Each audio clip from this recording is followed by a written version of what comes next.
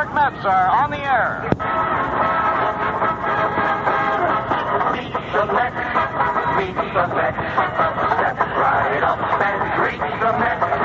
Bring your kiddies, bring your wife. Guaranteed to have the time of your life because the Mets are really rocking the ball. Knocking those home runs over the wall. East side, west side, everybody's coming down to meet the M.E.T.S. Mets of New York.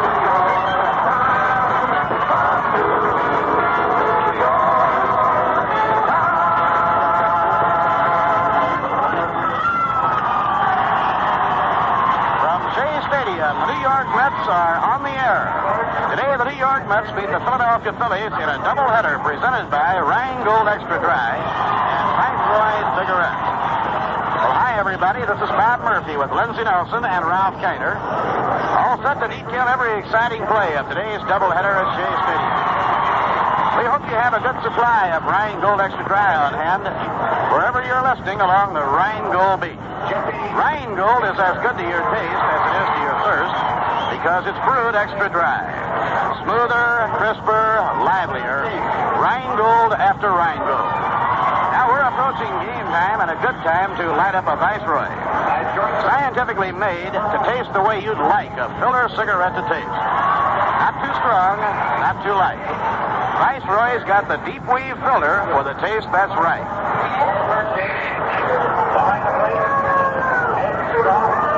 Now the lineups for the first game today. Philadelphia will have center fielder John Briggs batting leadoff. Johnny Hernstein playing first base hitting second. Johnny Callison in right field batting third. Richie Allen playing third base hitting cleanup. Wes Covington in left field batting number 5. Tony Taylor playing second base and hitting sixth. Cookie Rojas will be at shortstop batting 7th. Gus Triandos behind the plate batting 8th. On the mound hitting 9th, right-hander Jim Bunning. For New York, Jim Hickman in center field batting leadoff. Ron Hunt playing second base batting 2nd. Eddie Cranepool at first base hitting 3rd. Joe Christopher in right field batting cleanup. Jesse Gonder behind the plate handling the catching chores batting number 5. Hawk Taylor will be in left field batting number 6. Charlie Smith playing shortstop hitting 7th. Amato Sammy Samuel playing short and batting 8th. On the mound and pitching for New York looking for his 5th win of the year, right-hander Tracy Stoller. Now the umpires are moving toward home plate.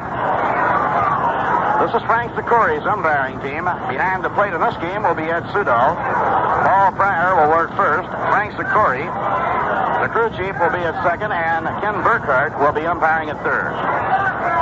You know, there isn't a single job I'd rather have than bringing these Mets ball games to you, and one of the things that makes this job so interesting is telling you about Viceroy. It's really my pleasure, and talking about pleasure, you can't beat my cigarette, Viceroy, because Viceroy is scientifically made to taste the way you'd like a filler cigarette to taste. That's why we say Viceroy's got the taste that's right. That means that Viceroy is not too strong, like some brands that taste as if they didn't have a filter. And Viceroy is not too light, like others that keep you smoking one after another trying to satisfy your taste. Remember, Viceroy is the filter cigarette that's scientifically made to taste the way you'd like a filler cigarette to taste. Not too strong, not too light. Viceroy has got the deep weave filter for the taste that's right. So next time, make it Viceroy.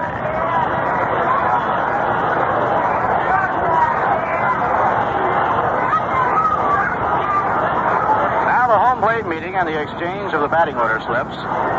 Today's doubleheader winding up a 5-game series the Mets will have tomorrow as an open date.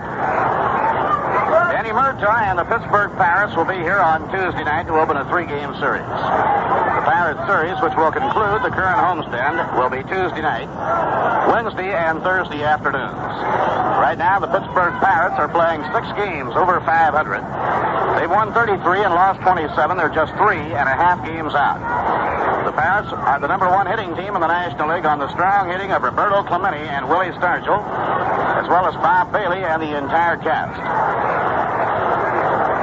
As we we start today, the Phillies lead the National League by a game and a half. Giants are in second. The Pirates and the Reds are tied at 3.5 games out. St. Louis, 6.5 games back. The Dodgers, the Braves, and the Cubs are all 7.5 games back. And the Houston Colt 45s, 8.5 games back, followed by the New York Mets. The night game last night in Cincinnati, the Reds beat the Dodgers by a score of 6-4. Game last night in Cincinnati as the Reds made it 2 straight against the Dodgers. Jim O'Toole, the winner, Don Drysdale, the loser. The Cincinnati attack was paced by Vada Pinson, who hit 2 home runs in the ball game. In the American League, they start the afternoon with the Orioles on top by a game and a half over the Yankees. The Yankees have moved past the White Sox now into second place on a tremendous pitching job by Whitey Ford. The amazing Whitey Ford has now won 10 in a row. He's 10-1 on the year. His shutout of Chicago in 11 innings yesterday was his 6th shutout of the season. Whitey's all-time winning percentage around 72%, a fantastic figure. Minnesota, 6 games out. Cleveland, 7 back. Then come the Red Sox, 9 back. Followed by Detroit, Los Angeles, Washington, and Kansas City. And the morning papers carried the release of the player's name to the American League All-Star team to oppose the National League All-Stars here at Shea Stadium on Tuesday afternoon, July 7th. The Yankees placing 3, the Twins placed 3, the Angels and the Orioles each placed 1. Right now, the New York Mets are taking the playing field. Let's go to the field. Gene Jarvis at the organ plays Meet the Mets. And in just a moment, when Tracy Stallard reaches the pitching mound, Jackie Lee on the public address system here at Shea Stadium will be asking the crowd to rise. The words will be on the message board on the Stadiorama scoreboard in right center field. And the crowd will be invited to sing along as Gene Jarvis plays our national anthem.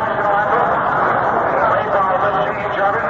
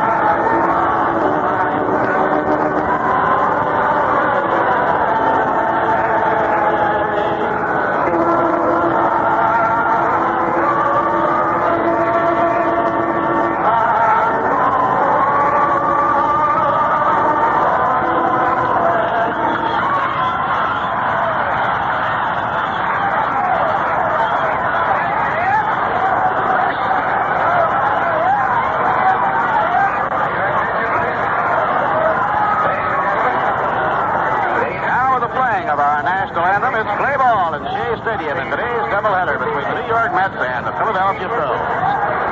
Opening game pitchers are Tracy Stallard and Jim Bunning. Tracy started and went all the way to beat Philadelphia 11-3. The game started by Dennis Bennett in the series in Philadelphia a weekend ago on a Friday night. Tracy's last start was in Pittsburgh. He pitched extremely well and lost a tough 3-2 ball game.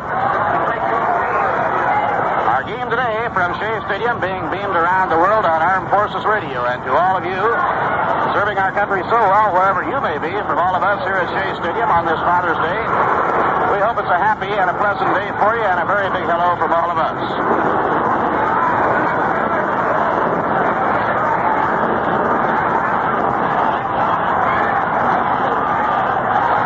Johnny Briggs, the rookie center fielder from Patterson, New Jersey, a left-hand hitter, steps in to lead off against Tracy Stallard. Tracy, lifetime against Philadelphia, has won 2 and lost 4. This year, he has won 1 and lost 1. He lost the second game of the season in Philadelphia 4-1. 3 of the 4 runs scored were unearned. Now here's Tracy into his windup, and the first pitch of the day is a curve low, 1 ball and no strikes. Setting Starting up the Mets defensively, Eddie Cranepool playing first. Ron Hunt will be at second. Charlie Smith playing short, and the third baseman is Amado Samuel. In the outfield, Hawk Taylor in left. Jim Hickman is in center, and around in right field, Joe Christopher. Next pitch on the way. Off-speed delivery, a little bit inside. 2 balls and no strikes. Jesse Gunter working behind the plate, handling Tracy Stoller.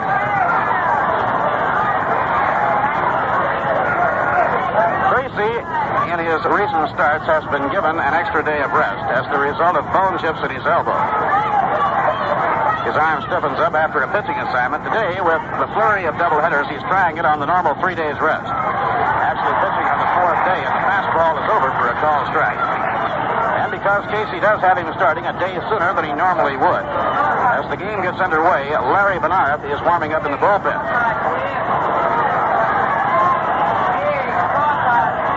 Now the pitch, a fastball low, 3-1.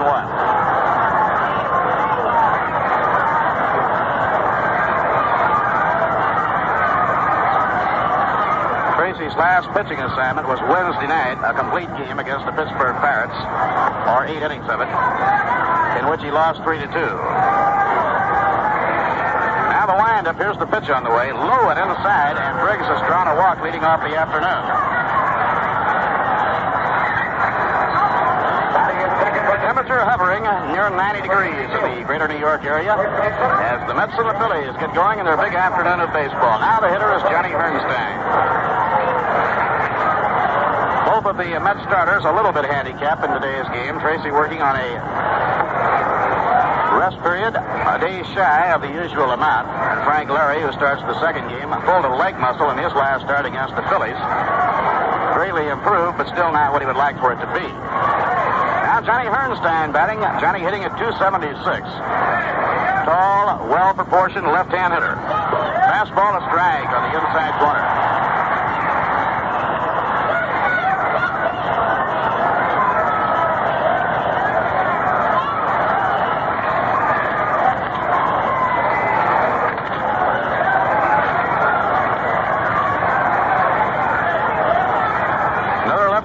Johnny Callison, and a fine all-around Major League performer waiting on deck. Now Briggs, a fast runner, leads off first. Bunt down the first base line. Good bunt. Picked up by Cranepool. Throws to Hunt covering in time, and they bunt him over. Johnny Hernstein surrendering his turn at bat to try and help build a run. Bunning Johnny Briggs across to second base.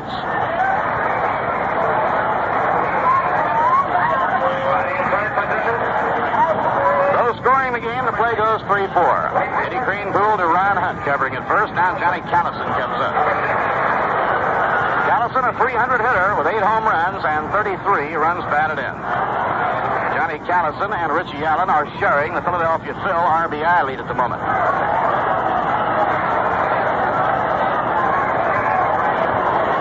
Anytime you check a pitcher's credentials to see how he's doing, you always compare hits allowed as against innings pitched. And if a pitcher who has worked quite a bit has given up fewer hits than innings pitched, you know he's had good stuff. Tracy Stoller, in 91 innings this year, has allowed just 83 hits. Now the pitch on the way. Breaking ball off the outside corner, 1 ball and no strikes.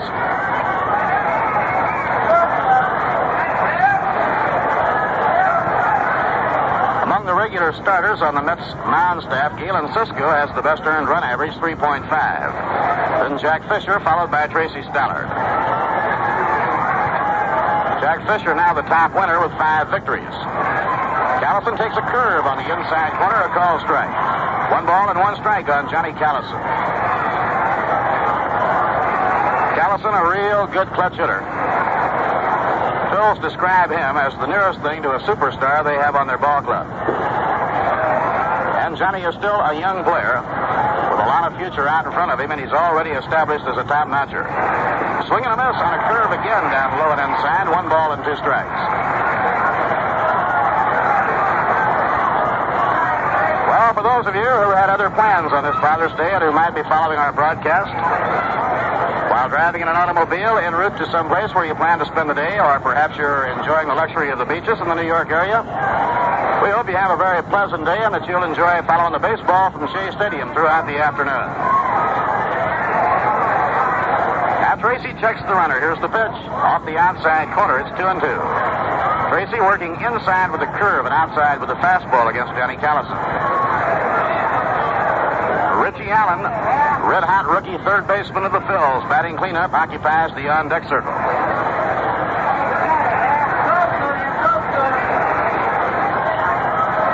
Let's have the infield a stride to right, the outfield fanned around toward right and rather deep. Foul ball, back into the screen, no play.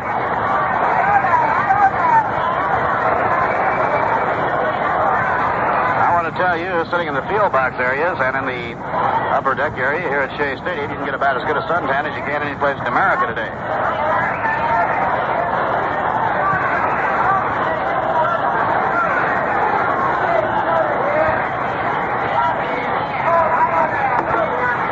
Now Tracy checking with Jesse Gander. For Philadelphia, Harry Peanuts Lowry coaching at first, George Ladd at third. Foul ball, he went after a curve. Hit it back toward the press level and out of play. Breeze from the prevailing direction, blowing from right across toward left. The skies are partially clear and a brilliant blue. Just here and there, an occasional white, puffy cumulus cloud. Gonna get me? Let's see now. I'll have to give you a lot of credit for that because they look pretty puffy today. Yeah, a fella can fluff up his pillow that way when he went to bed at night. He'd get buried in it. Now the pitch on the way. Foul ball back over the screen and out of play.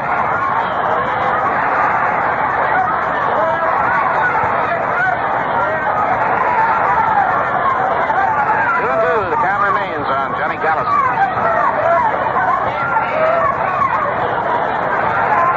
A lot of baseball going around the major leagues, and we'll be passing along all the scores as they come in. Team right here in New York has the early start. Actually, the same time as one other doubleheader, the Pittsburgh Pirates-Chicago Cub doubleheader in Pittsburgh. Next pitch on the way, a swing and a miss. Struck him out on the curve in close to him.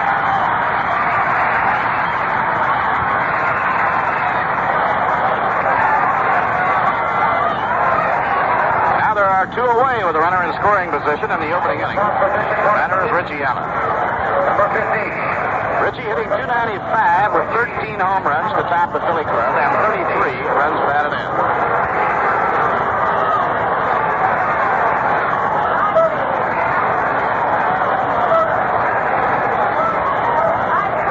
Every time I dare talk about the cloud formations, that former Navy pilot, Mr. Ralph Kiner, checks me for accuracy. Now the pitch on the way. Slider off the outside corner. 1 ball and no strikes. Got a kick out of Bud Hill, who flies the Mets around most of the time when they charter flights, and he said we butchered up pretty good. Yeah, I bet we do at that.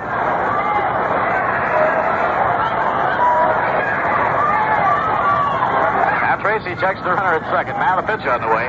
Fastball off the ribs, taken 2 balls and no strikes.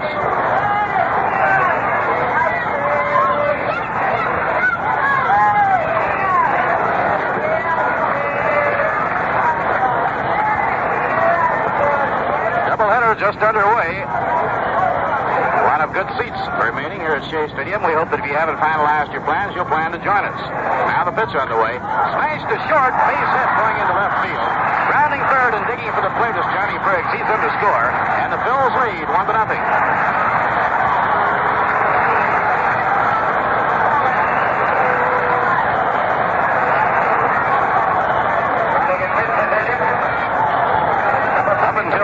The Mets have held Allen pretty well in check in this series. 4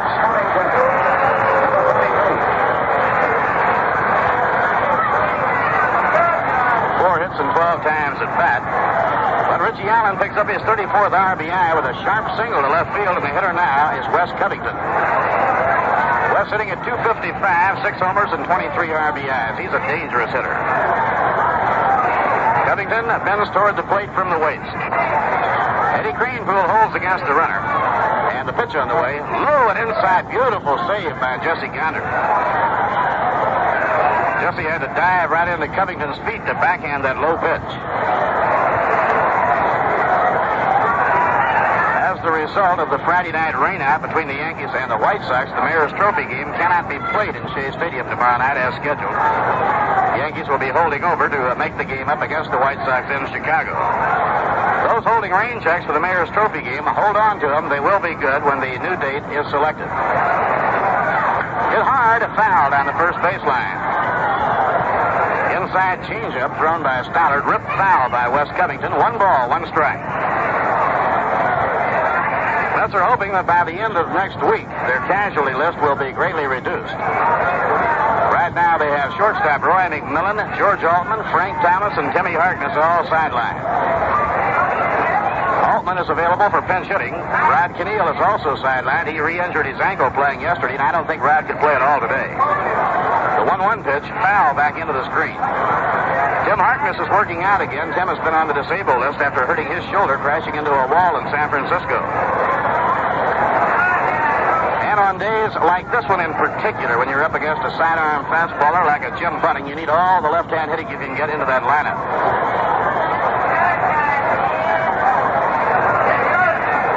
One ball and 2 strikes on Wes Covington. Now Stollard in the set position. Down comes the pitch. Way outside. Count even. 2 balls and 2 strikes.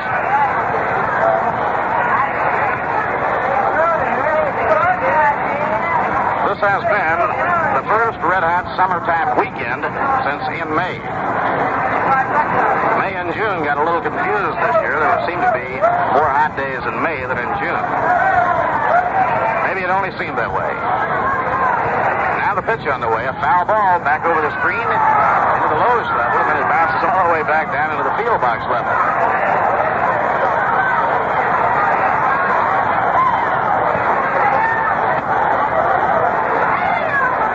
Stollard, a 6'5" right-hander from Harold, Virginia. Tracy came to the New York Mets in what has turned out to be one of the best trades they've made in their brief history. There goes the runner. The pitch is hit on the ground hard. Ron Hunt racing for it. Backhand pickup. Throw to first. The side is out.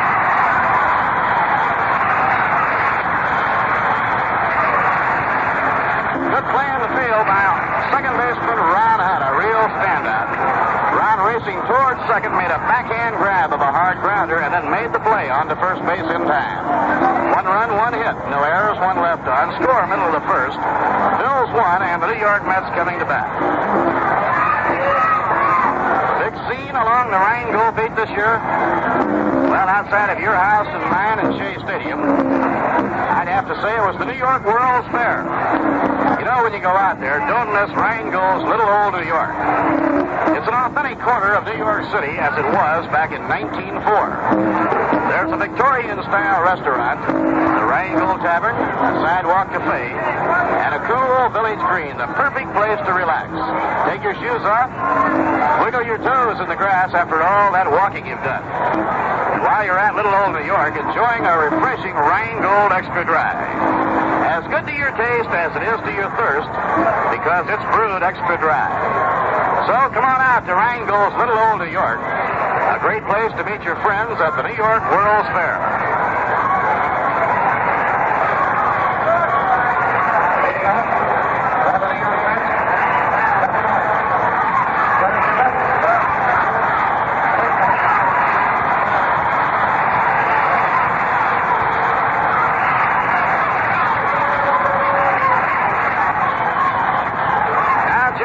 Will lead off for New York against veteran right-hander Jim Bunning.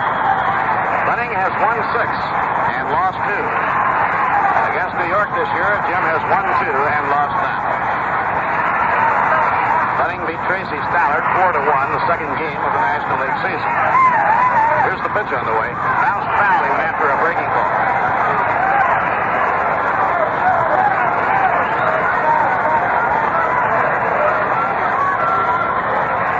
Has won 3 of his last 4 decisions.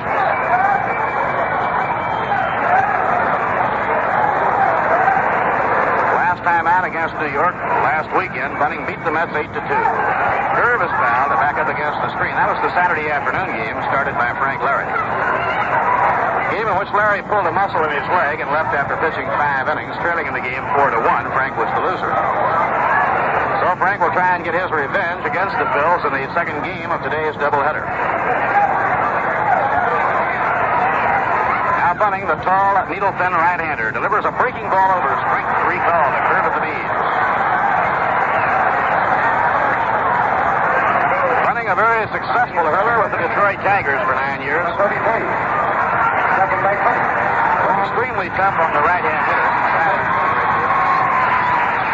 He actually has a much better ballpark going for him this year in Philadelphia than he had during his 9 years in Detroit. Ballpark in Detroit has always been an outstanding hitter's ballpark with a very short porch in right field. Connie Mack Stadium in Philadelphia is also a real good hitter's ballpark, but they have a high wall in right field.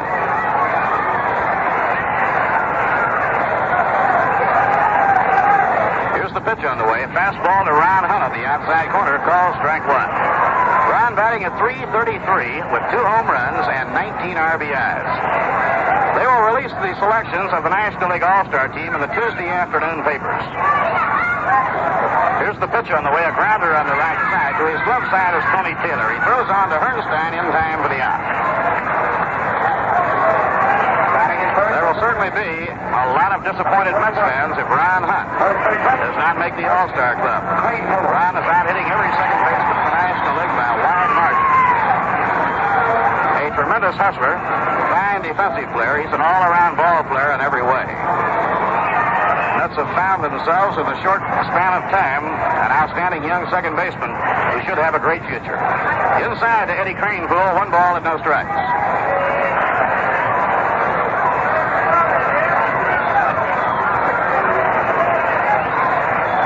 Now Bunning winding, the pitch to Cranepool, a fastball in for a call strike, 1 ball and 1 strike. Phillies are opening the afternoon, leading the National League and the second-place Giants by a game and a half. They lost a game of their lead when the Mets knocked them off yesterday 7-3, while the Giants and the Pirates were winning. A high pop fly to short left. After it is Rojas, the shortstop, near the left field line. He takes it for the out.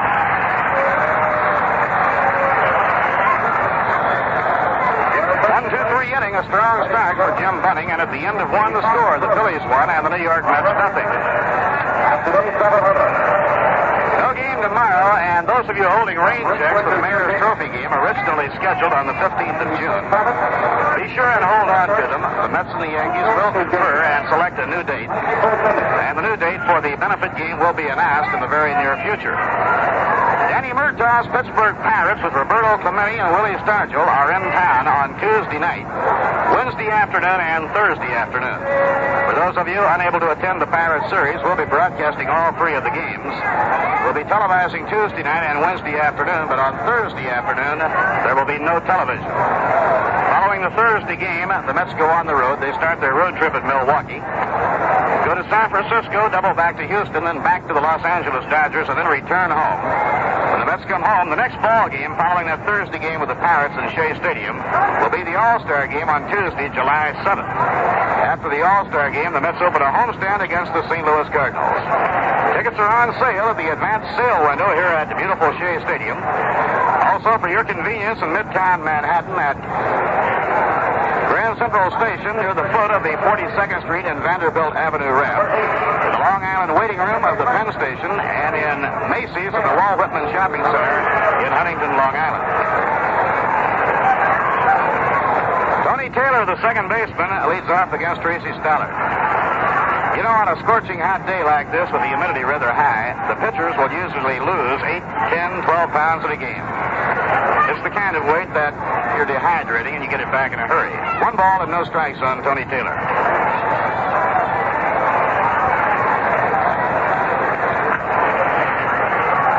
Now Tracy out of his windup, down comes the pitch. Fastball over a strike on the outside corner. During his brilliant career, our broadcasting colleague Ralph Kiner played many a day game in St. Louis in July and August, and the ball players will always tell you that it gets about as hot out there for an afternoon ball game over the weekend as you can imagine. Now the 1-1 pitch, swing and a miss, 1-2. Ralph, did you ever have a big weight drop on a Sunday doubleheader in St. Louis? Well, I many times would lose 7 to 9 pounds in a doubleheader, and also many times in St. Louis it would be so hot, the ground would radiate so much heat that you would come into the dugout and stick your feet, shoes and all, into an ice cold bucket of water. And it really felt good, I'll bet. Couldn't wait to do it. 1-2 delivery. That'll kind of run your shoe bill up, though, won't it? It sure does. That leather would stretch on out and you'd slosh around. But, boy, by that time, you were ready to do it. We'd also put grass on the top of our hats in St. Louis. That would help to break the sun coming on through and the heat there. Even count on Tony Taylor at 2 balls and 2 strikes. Here's the pitch on the way. Ground ball, tap foul. Ralph, on a day like that, when you lose that much weight dehydrating, when you sweat so much on a hot day, how long does it take to get that weight back? Well, you get it back by the next day because you drink a lot of water after the game and put it back on. Of course, you take salt pills now, and that helps a lot. And I got a kick out of Ken Venturi in his quote about the fact that he took salt pills in that second 18-hole round, and that kept him going. And for a minute there, he thought the doctor who gave him the pills, he gave him so many, was betting on someone else. That was a remarkable win for Ken Venturi at the Open Golf Tourney. Now the breaking ball is inside 3-2. That's quite a story. Here's a fellow that last year, Ralph, I guess, has had more than his share of bad luck and hard luck in winning. He certainly has, but he has hung in there, and it's paid off. And this happens many times in a player's career in any sport. They have bad slumps of maybe a week or a month or sometimes even as long as Ken, but if you have the talent to start with that he had at the beginning, you usually come on back if you're physically able to do so. Now Tracy out of his windup, the payoff pitch too high, and he walks the leadoff batter again. Tracy didn't like the call at all. He thought he had him struck out. Warren Spahn recently was saying, Ralph, that to be a successful pitcher, probably the most important single thing you have to do is get the first batter out in the inning. There is no doubt about that, Bob. The percentage of the batter scoring from first base with no one out is much greater than with 1 or 2 men out. Now the batter is Cookie Rojas, the speedy shortstop, right-hand batter, and he's been wielding a hot bat. Rojas hitting at .354. We'll give our stations an opportunity to identify right after Cookie Rojas takes his turn at bat. Throw to first, it's not in time. According to figures that don't take in the bunt play, you score from first base with no one out 42% of the time. With one out, only 28% of the time. Here's the bunt play on a sacrifice picked up by Tracy to play us to first in time for the out. Once again, the Phillies, who have good pitching and great defense, go for 1 run and bunt the man over. And right here we pause for station identification. This is the New York Mets Baseball Network. 810 on the dial, this is WGY Schenectady, your station for all New York Mets baseball games.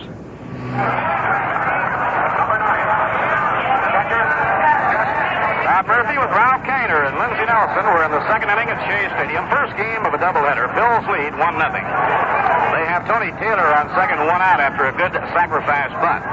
And the hitter now is 11-year veteran Gus Triandos, the Philly backstop. Big right-hand hitter, and he's strong. Pitch by Tracy. Long drive hit deep to left. It's headed toward the bullpen. It's a base hit into the left field corner. Taylor is coming around to score, and Tremendous goes into second base with a run-scoring double.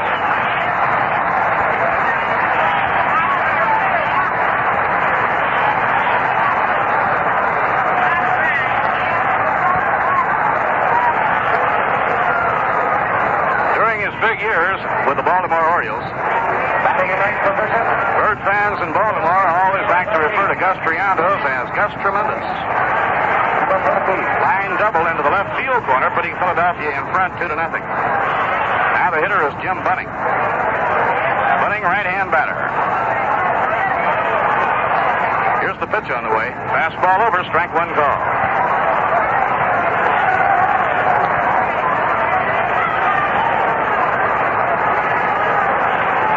Pitchers on the Orioles staff who all came up about 18, 19, and 20. They're all now 25, 26. Have nothing but praise for Triandos' ability behind the plate. Now a 2-strike count. You talk to fellows like Jack Fisher, who now tops the Mets staff in victories with 5, and he'll tell you that Triandos had a great deal to do with helping to develop his pitching style. He handled him so well and called the game so well behind the plate. Ball back. You know, over the years, I guess you don't like to use the word con, but let's use the word psychological. The catcher's work, in addition to his actual physical prowess, he has to have a lot of psychological weapons going to handle each member of the pitching staff in a different way. That's probably why that when you ask ball players around the league who's the best catcher, you usually get more different answers than if you ask about other positions. Now 2-strike pitch off the outside corner. It's a difficult thing to determine if you're on the other ball club whether a catcher is calling a good ball game or not, isn't it, Ralph? It's very, very difficult to tell. I think it's one of the toughest positions to evaluate, and you can really only do it if you're a pitcher pitching to a catcher. 1-2 delivery to Bunning. A curve line to short, caught by Charlie Smith on a jumping grab.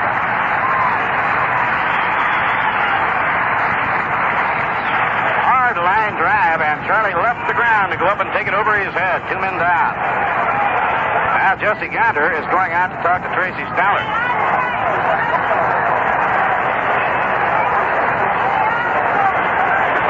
Rookie center fielder Johnny Briggs, the leadoff batter for Philadelphia, coming on now for his second time at bat. He drew a walk and later scored after they bunted him over in the first inning. Each time in the first 2 innings, the Phillies have used the sacrifice bunt to help build a run, and both times it has paid off. Richie Allen singled home Briggs after he had been bunted over in the first. Tony Taylor romped home after he had been bunted over. He was brought home by Gus Triandos. Curve is in, strike called on Johnny Briggs.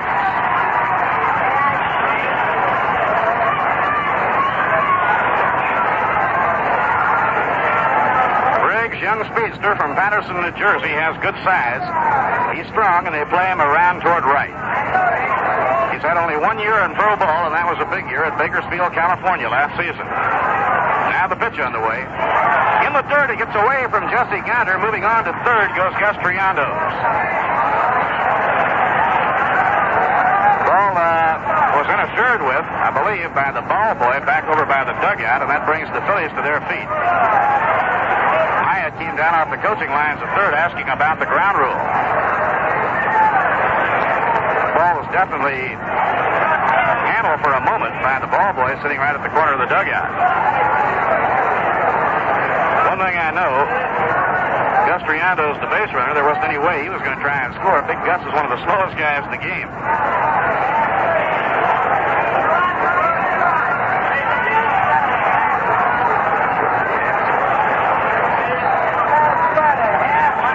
Pitch to Briggs, slider a little bit outside, 2 balls and 1 strike.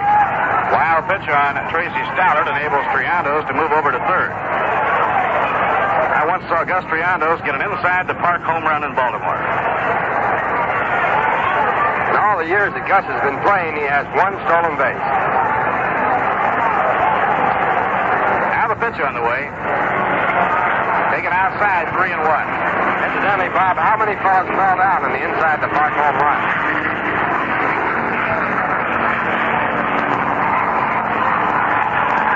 Waiting for the big airliner to pass overhead, sometimes they get just a little bit tough to compete with because, as you know, Shea Stadium's right in the hub of all forms of transportation. Towering pop-up down the first baseline. Eddie Cranepool comes up the line. He's under it. And Eddie takes it to side to side. 1 run, 1 hit, no errors, 1 left on. At the end of an inning and a half, Phillies 2 and the New York Mets nothing. Now here's music to stamp out first by.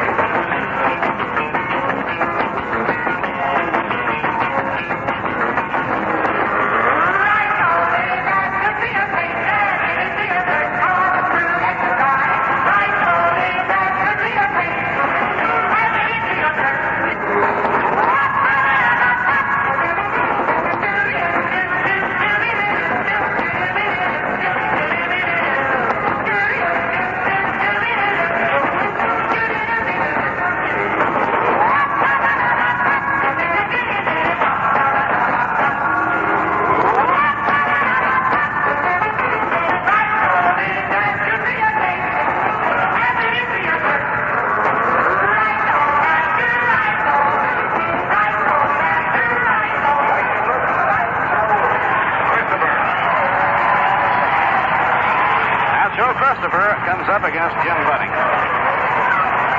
Joe has 7 home runs and 27 runs batted in, batting at .297. Joe had 2 home runs in the game yesterday. One of the 2 went over the wall in right center over the 396-foot mark. Joe now has hit more home runs this year than any previous year in his career. It's over for a call strike. Christopher has been especially strong against the Phillies and the Giants.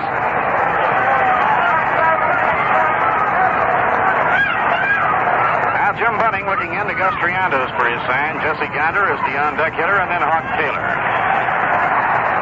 Hawk Taylor had a day to remember here in the Shea Stadium yesterday. 2 singles and 2 home runs, each with a man on. Curve taken high. 1 ball, 1 strike.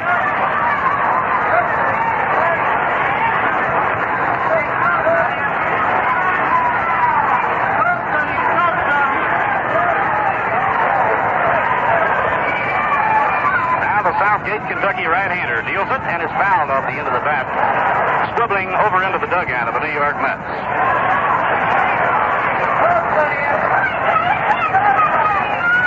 First game of the doubleheader today is game 66 for New York. Almost before you know it, it'll be the midpoint of the baseball season. Tradition says the teams leading the league on the 4th of July will go on to win the pennant. The 1-2 delivery, high, 2-2. Naturally, it doesn't always work out that way.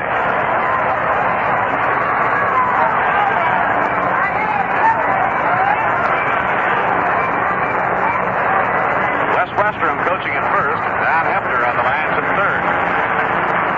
2-2 delivery. High fly ball. Puts it away for the out.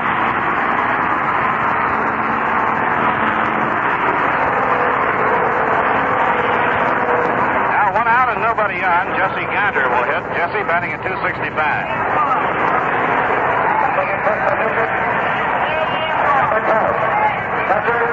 Jesse Gander.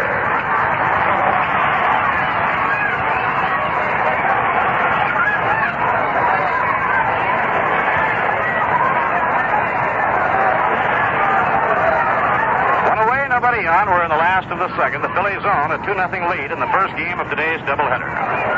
Pitch thrown to Jesse. Foul ball. Back upstairs. No play.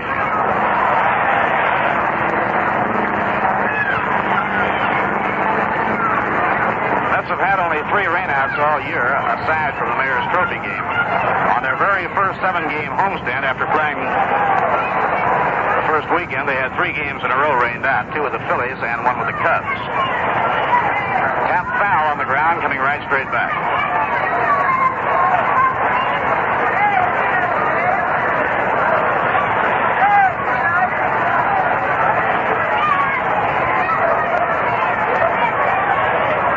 Now Jim Bunning, 6-2 on the year and 2-0 against New York, has a 2-strike count on left-hand batter Jesse Gander. Change-up, and it's popped up. Oh, a beautiful change-up. In foul ground, Triandos is under it and makes the grab near the on-deck circle.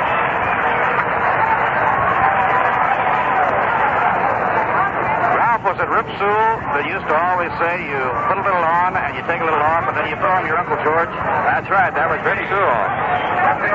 And he had one of the greatest changes in the history of baseball with that blooper pitch of his. Bobo Newsom used to throw one similar to it, but not as high, and Rip had great control of it.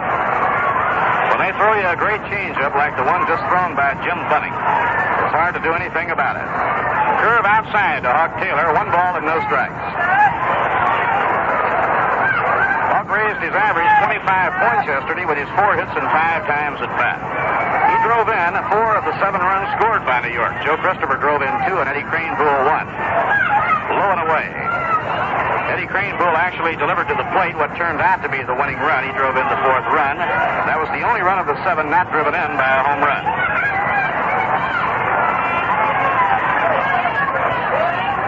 Now Bunning over the head. Down comes the pitch. High fly ball into right field. Johnny Callison walks in, 3 steps, and takes it for the out.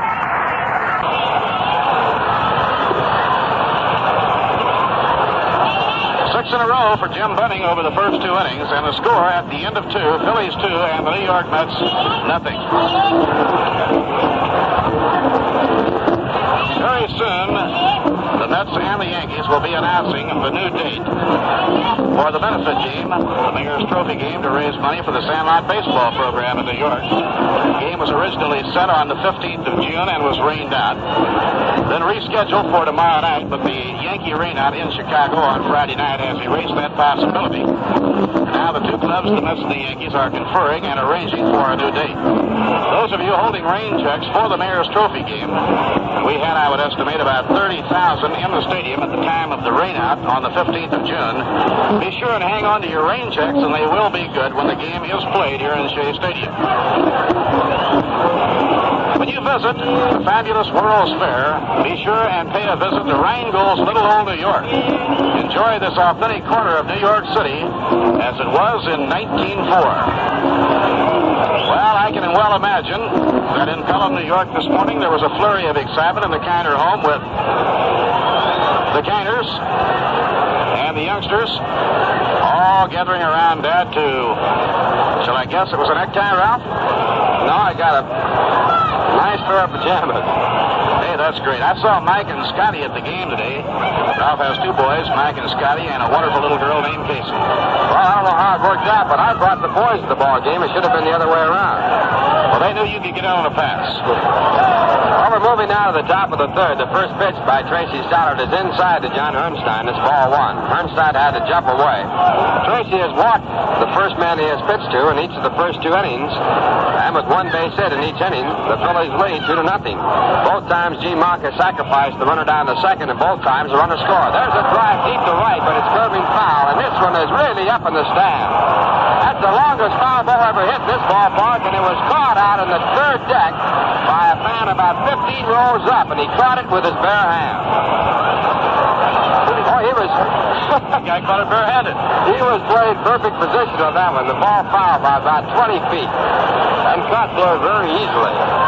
That ball up in the third deck of the park here, the longest foul ball hit in the ballpark so far. So Tracy has a 1-ball, 1-strike count. Phillies lead 2-0, and Stoddard back again. A change-up curve is on the inside corner. So the count now in favor of Tracy Stoddard, 1 ball, 2 strikes. After Hermstein, the batter will be John Callison, followed by Richie Allen. Allen has driven in a run. Another run driven in by Gus Triandos, the catcher. Now Stoddard at 1-2, and the pitch is swung on and missed a curveball, dug out of the dirt. The tag made by Jesse Gonder, and John Hermstein is struck out. Second strikeout for Tracy Stoddard. 1 out here in the top of the third, and the batter will be Johnny Callison.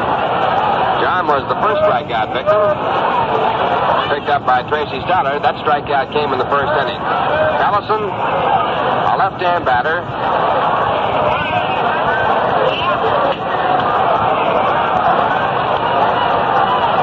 John batting .298 with his one-time at bat. He started the ball game at .300. And the first pitch is a good curve in there, first strike. John has 8 home runs, 33 runs batted in. He's had a good series against the Mets. 5 hits and 13 times up, including a home run and a triple.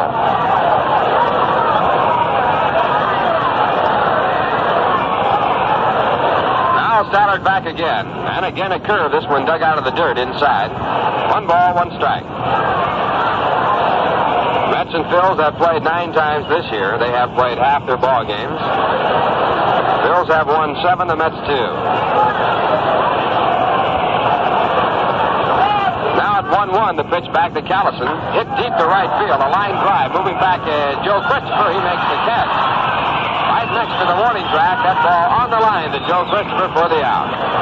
2 men out here in the top of the third. The Phillies lead 2-0 on 2 base hits. And the batter is Richie Allen. Richie with a run batted in on a single in the first inning. Now has 34 for the year. He leads the club. He has 13 home runs, also tops the club in that department. He's batting .298.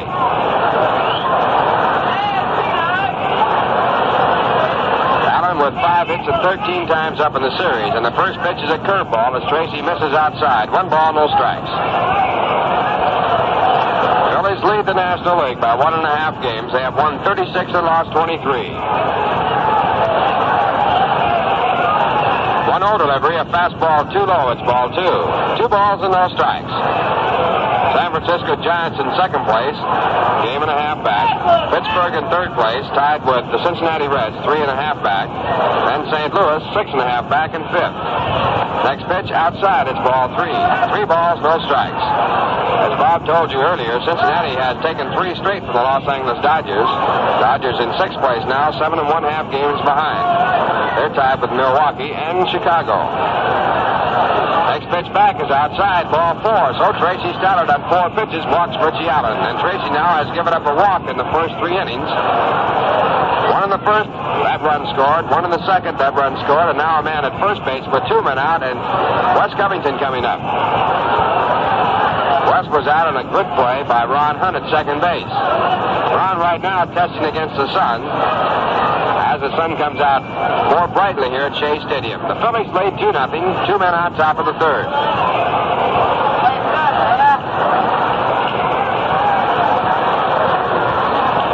Covington, the left-hand batter, hitting .254. He has 6 home runs, 23 runs batted in. And the first pitch is inside, a fastball for ball 1. Wes in this series is 0 for 2. He pinch hit in the previous time at bat, flied out to center field.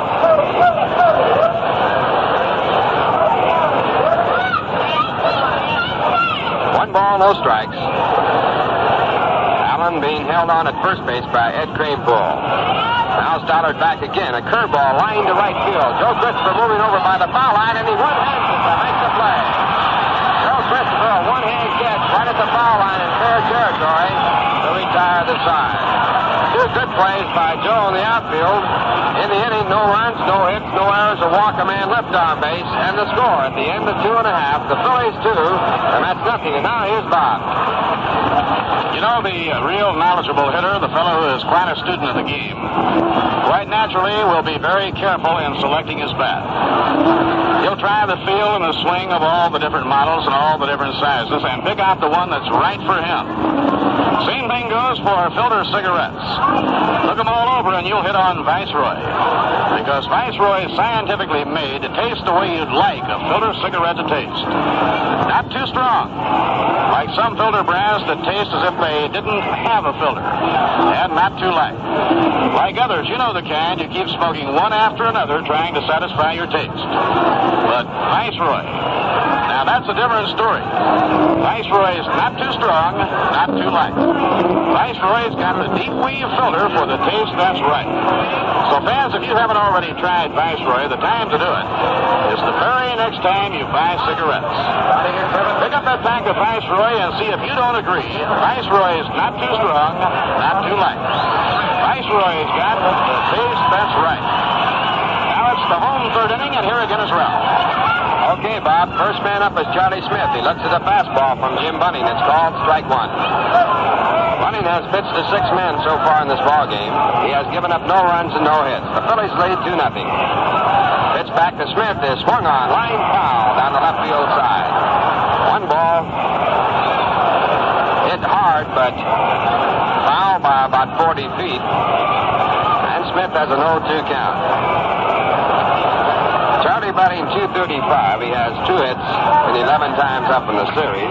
7 home runs, 23 runs batted in. Jim Bunning, big, strong right-hander, making his initial appearance in Shea Stadium.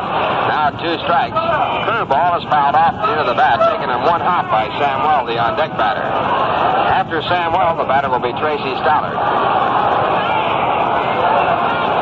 No one out, bottom half of the 3rd.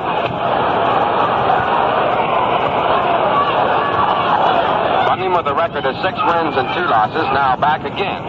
And he misses with a fastball outside. It's ball 1. Both Jim Bunning and Art Mahaffey, 2 strong right-handers for the Phillies, throw very much alike. Both of them come across their body and sort of crossfire to a right-hand batter. Both have similar type deliveries. And both throw hard. 1 ball, 2 strikes. The pitch back swung on a miss, strike 3. And Bunning picks up his second strikeout. He had Jim Hickman as his first batter in the first. That brings up Sammy Samuel.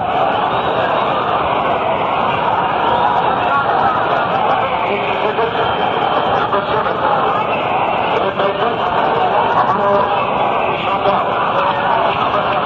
Samuel batting .178. 3 for 9 in the series. He has no home runs, 4 runs batted in. Phillies lead 2-0. They have 2 runs on 2 hits. The Mets have no runs and no hits. First pitch to Samuel. Looked at a fastball. It's in there for a strike. Phillies with John Hernstein at first base, Tony Taylor at second base, Cookie Rojas at short, and Richie Allen at third. Pitch back, sort of looped out to short, taken in the air by the shortstop Rojas for the out. Looping line drive that was sinking very quickly. Rojas made the catch right off his shoe tops. Now with two men down, the batter will be Tracy Stallard. Tracy, the ninth man to bat against Jim Bunning. Jim has retired the first eight.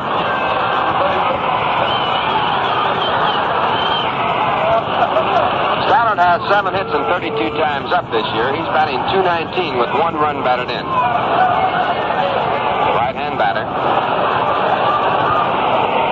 And the first pitch is hit in the air into left field, high in the air. Moving over is Wes Covington by the foul line.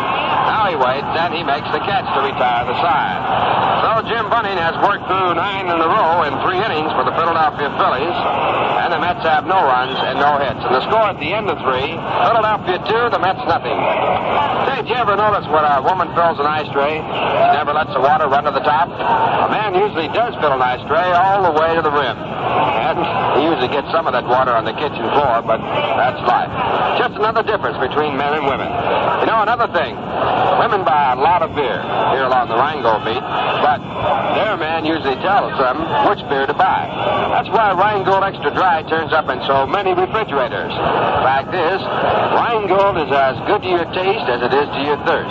Brewed Extra Dry, that's why. A very special way of brewing beer that gives Rheingold such a splendid smoothness. So, you out there along the Rheingold beat, how about a big cold glass of that favorite beer? Rheingold is as good to your taste as it is to your thirst. Rheingold after Rheingold. And as we said yesterday, this too, again, a Rheingold day. It's a warm day, a baseball day too.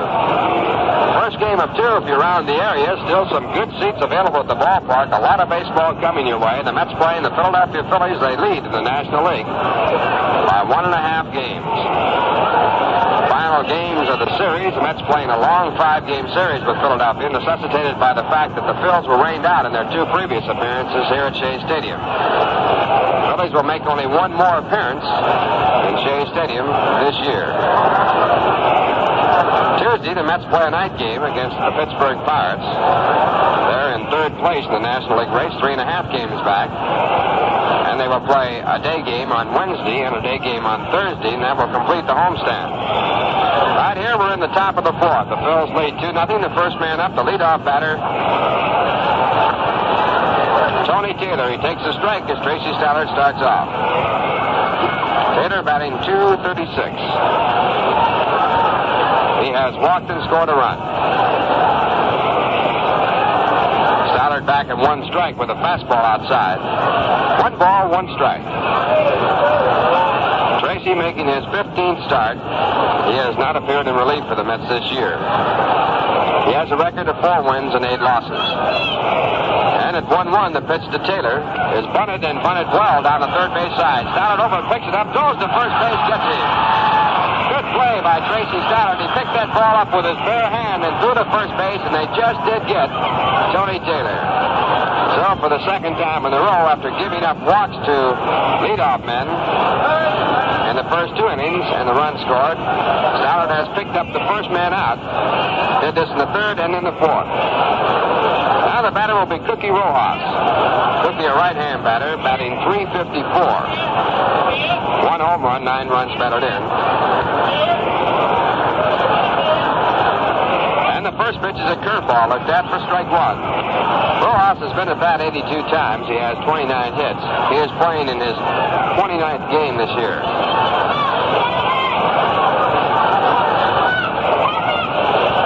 Stallard at 1 strike. Again with the curve, it bounces in the dirt, goes back to the screen. The count 1 ball, 1 strike, and we pause now for station identification.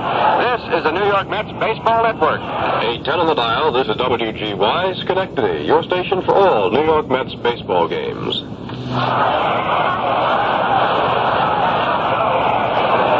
Ralph Kiner along with Bob Murphy and Lindsey Nelson from Shea Stadium. Phillies lead 2-0. And Stallard with the next pitch is hit right through the middle. Coming over the shortstop, the second baseman, neither can get to it. Ron Hunt finally flags it down out in shallow center field, and Rojas has a base hit.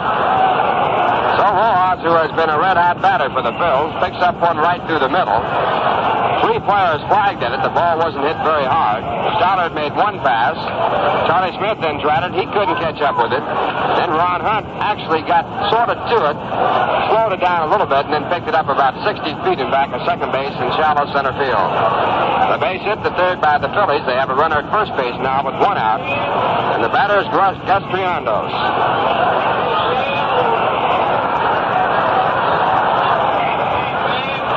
And the first pitch is swung on, a hard swing by Gus for strike 1. Triandos doubled his first time up to drive in the second run of the game for the Phils. His 1 for 1 giving him a .262 batting average. He has 1 home run and 10 runs batted in. The pitch back is a fastball inside, moving Triandos away from the plate. 1 ball, 1 strike.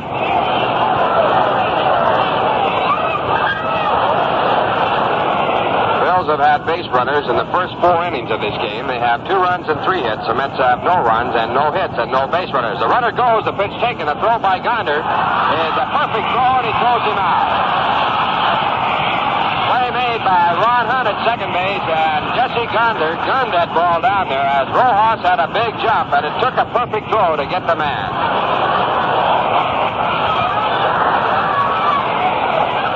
Runner raced off the bases now. The count 1 ball, 1 strike. Make it 2 balls, 1 strike.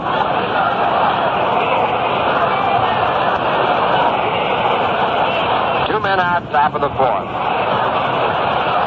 And the pitch back, bounced to third. A high hopper taken by Sam Wall. A throw to first base in plenty of time, and that retires the side.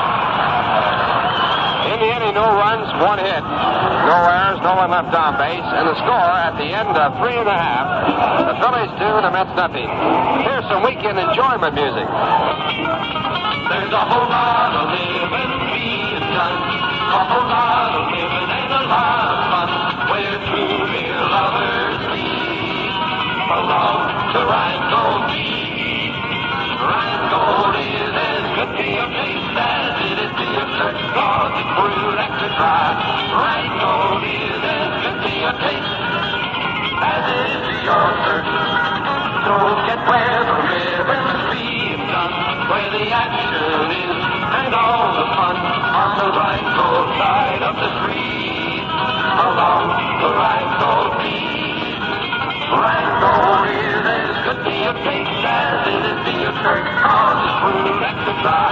Rhinegold is as good to your taste as it is to your shirt.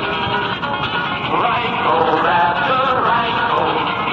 Rhinegold after Rhinegold. Bottom half of the 4th. Jim Hickman leads off for the Mets as they trail 2 to nothing. Jim batting for the second time. His first time up, he was called out on the curveball. Jim, a right-hand batter, hitting .238. Bunning has pitched to 9 men, got them all out. And the first pitch. Curveball breaking in on the inside corner for a strike. Background of Let's Go Mets. Another big crowd on hand here at Shea Stadium. Running into the windup and back again. And the pitch is swung on. A hard swing by Jim. It's strike 2. High fastball by the right-hand pitcher. Bunning, as fast as he was in the American League, there's nothing wrong with him. And you wonder why the Detroit Tigers would give up on a pitcher like Jim Bunning. Jim has pitched a no-hit game in his career. He has twice led the American League in strikeouts. 2 strike deliveries just outside a slider. It's 1 ball, 2 strikes. Ironically, both times that Jim led the American League in strikeouts, he struck out 201 batters. Now again, the pitch back to the plate. A curveball, a swing and a miss, strike 3. Jim Hickman down for the second time. That is the 3rd strikeout for Bunning. It brings up Ron Hunt. Ron bounced to second base his first time up to drop his average to .332. He started the ball game at .333. He had his 11-game hitting streak stopped by the Phillies in this series. And in the series, he's had 3 hits and 13 times up.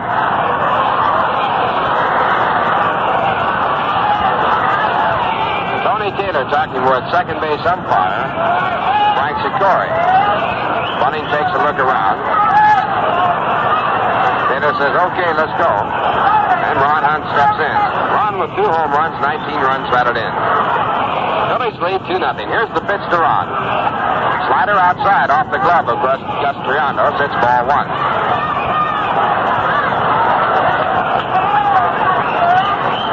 Phillies scored a run in the first inning. Added 1 more in the second. They have 2 runs on 3 hits. The Mets have no runs and no hits. 1 out, bottom half of the 4th. Now the pitch. Slider again, this time also outside. It's ball 2.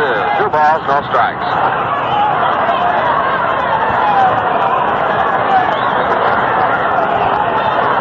Bunning, 32 years of age. He started pitching in 1950 in professional baseball. His first year in the major leagues, 1955. 2-0 delivery to Ron Hunt. Swung on and missed it. Strike 1. Bunning in the American League won 118 games, lost 87. He had 16 shutouts.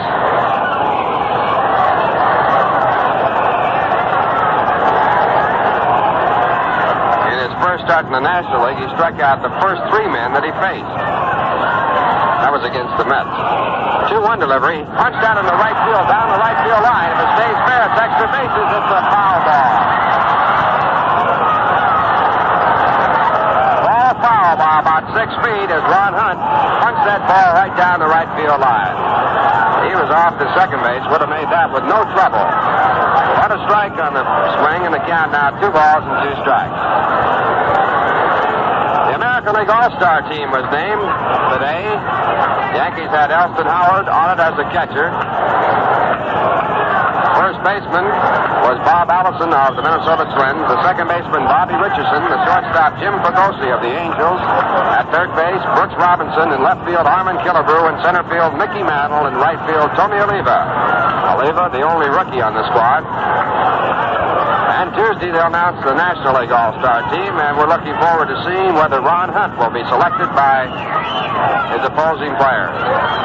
Ron certainly has the best record going, batting at .332. He's about 100 points over his opposition. Now the 2-2 pitch. Curveball inside. Ron just gets his left arm out of the way, and the count fills to 3-2.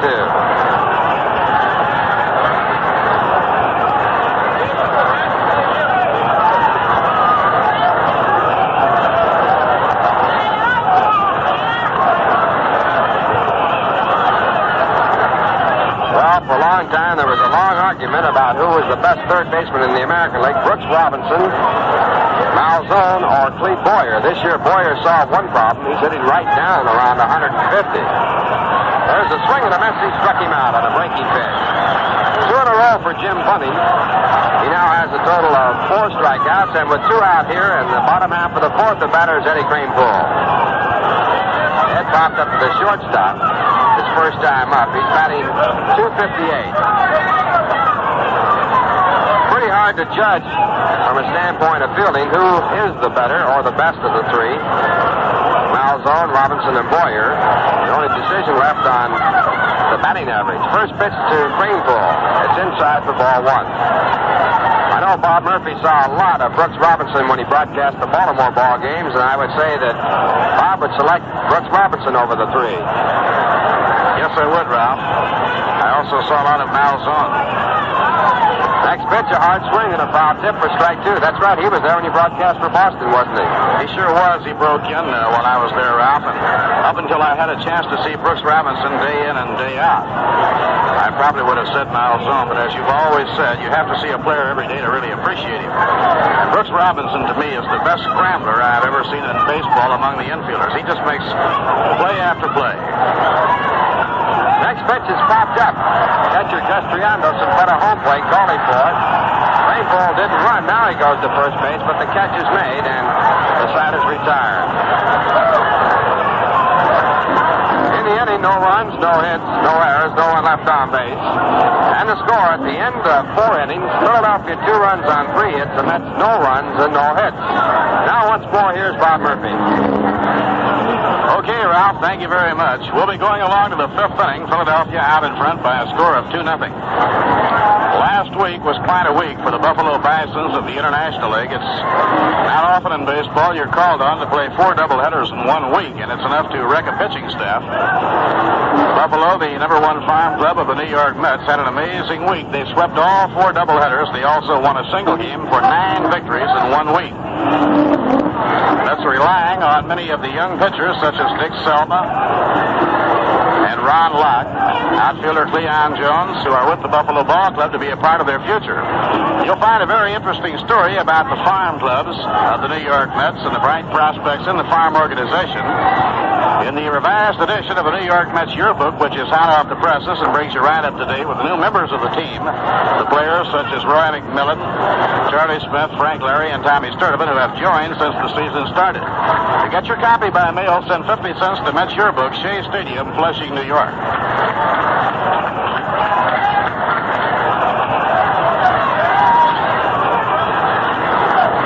Now Jim Bunning is the hitter in the top of the 5th inning. Bunning, not a bad hitter, hit a hard line drive that Charlie Smith jumped to grab his only time up. Now Tracy out of his windup, the pitch, a curve that swung and missed, strike 1.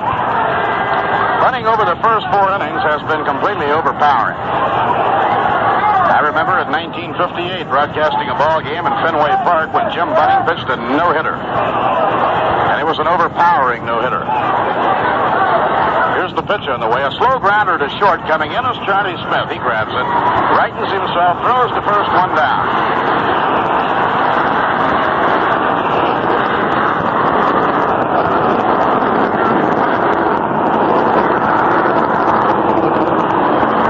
One away and nobody on. Now the top of the batting order.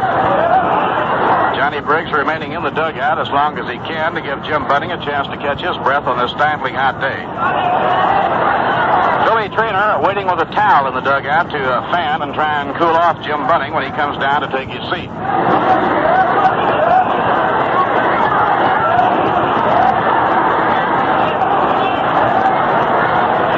Now Johnny Briggs, the center fielder, left-hand hitter and leadoff batter, steps in against Tracy Stoller.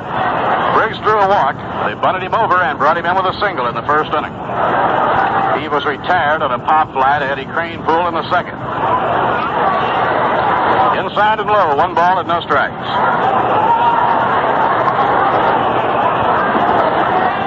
Johnny Briggs had not started a ball game in his major league career, and he's a rookie, until the Mets were in Philadelphia last weekend. He's had 7 hits altogether, and 6 of the 7 against New York. But most of the games that he has played in has been against the Mets. Curve over, strike 2 call. He looks like a real good rookie ball player.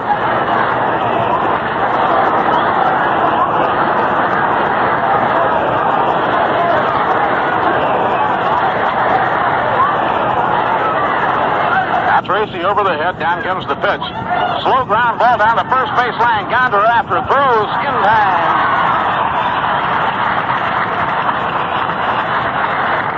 Big swing by Johnny Briggs, but he just topped a roller down the first base line, and Gonder really had to hustle to get him out. Now there are 2 away, and that brings up Johnny Hernstein playing first base. Hernstein helped to build a run with a sacrifice bunt in the 1st. Was struck out in the 3rd inning, nothing for 1. Cubs and Pirates tied 1-1 at the end of 4 1/2. Larry Jackson and Bob Beal are the pitchers. Here's the pitch on the way. Curve is swung and missed, strike 1. First game is underway in Cincinnati now. Sandy Koufax against Bob Perky. Sandy 9-4 on the year. He's won 5 in a row. Bob Perky has won 3 and lost 3. The Dodgers are out without scoring in the 1st inning. First game underway in Milwaukee. Houston got a run off Warren Spahn in the 1st inning. Braves are the Houston Colt 45s are pitching Bob Bruce, 6-3 on the year. Slow starts are nothing new for Warren Spahn. Over the years, the remarkable left-hander has had to win 12, 13, 14 games the second half of the year to reach that 20-game circle, but he always seems to do it. Pitch thrown to Hernstein. A grounder hit toward the hole to his glove side is Ron Hunt. He snags it, throws to Cranepool, and the side is out.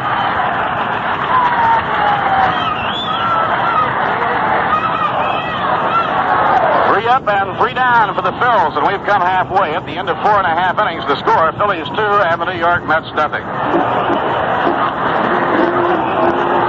Well, we were digging deep into the Rheingold record book for this one.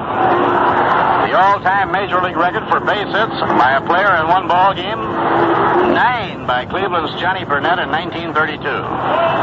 Good to know, I guess, in case somebody asks you, but I suppose you could have gotten along without that bit of information, even if you love baseball. But if you love beer, well, here's a fact you have to know. Rheingold is as good to your taste as it is to your thirst because it's brewed extra dry. As a matter of fact, that's all you need to know about beer if you live anywhere along the Rheingold beat. Because there's always Rheingold extra dry near. Brewed by people who love beer for people who love beer.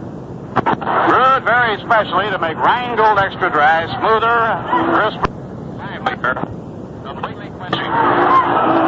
Rheingold is as good to your taste as it is to your thirst. Rheingold after Rheingold. Last half of the 5th inning, and Joe Christopher, the batter, against Jim Bunning. Bunning, working on a perfect game, has retired 12 straight men. The tall right-hander delivers a fastball over on the outside corner, strike 1. Through the first 4 innings, Jim Bunning has had great stuff and pinpoint control. Nearest thing to a base hit by New York, a liner hit by Samuel, and a ball to the right field corner off Huntsbat that went foul by a couple of yards. Next pitch on the way, breaking ball over for a ball strike, strike 2.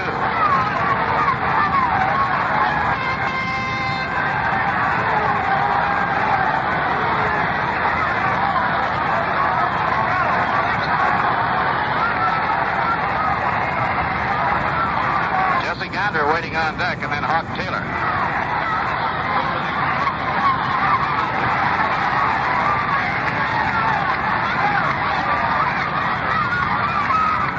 Now here's the wind-up pitch on the way. High pop up out behind the mound. Coming in is the shortstop, Cookie Rojas. He has it on the grass in behind the mound. Jim Bunning erasing Joe Christopher. That'll bring up Jesse Gonder. Jesse fouled out to Gus Triando's his only time at bat.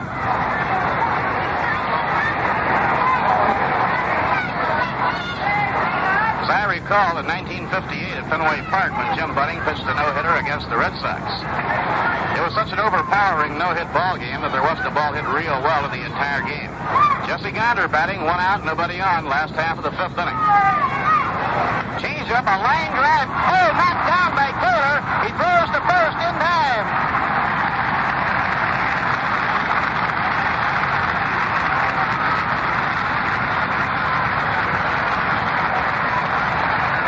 Well, we still have a long way to go in this ball game, but Bunning should pitch a no-hitter. That's the play in the field they'll be talking about. Tony Taylor left his feet, made a head-first dive, knocked the liner down with his glove, then scrambled and had time to throw to first base in time for the out. Phillies are a remarkable defensive ball club. 2 outs and nobody on. The pitch to Hawk Taylor is over a strike on the outside corner. Say, right now, how about a cold glass of Rheingold? It sure would go good. Pour one and enjoy the smooth, crisp liveliness of Rheingold Extra Dry. Pitch on the way, a ground ball hit down to third, fielded by Richie Allen.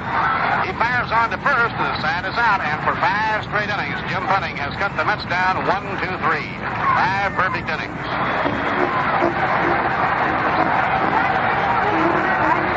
At the end of 5, Philadelphia 2 and New York nothing. Tomorrow, an open date for New York due to the rescheduling of the Mayor's Trophy game. Yankees will remain in Chicago to make up their game that was rained out on Friday night. And Roberto Clemente, Wilbur Stargell, Bob Bailey, and all the cast of the Pittsburgh Pirates are here on Tuesday night for a 3-game series. The Deacons champion Vern Law, who shut out New York in Pittsburgh, is down to pitch the Tuesday night ball game. Pirates series Tuesday night, Wednesday, and Thursday will wind up the current homestand. Let's then have a 4-stop road trip that takes them out to the West Coast for the second time this year. The next ball game at Shea Stadium is the All-Star game on Tuesday, July 7th. Right after the All-Star game, the Mets open a homestand against the St. Louis Cardinals. For those of you unable to attend, the Pirates series will be broadcasting all 3 games. Televising Tuesday night and Wednesday, however, the Thursday game will not be televised. Now the Phillies have the heart of their batting order coming up. In the top of the 6th inning, the number 3 hitter, Johnny Callison, will lead off. Callison has struck out and lined to right. Phillies 2 runs, 3 hits, no errors. New York, no runs, no hits, no errors. Tries to bunt his way on a foul ball, strike 1.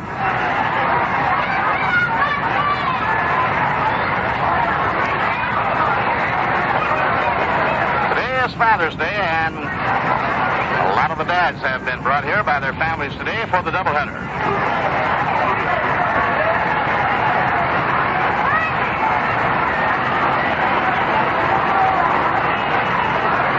Now the pitch on the way. Inside to high. 1 ball and 1 strike.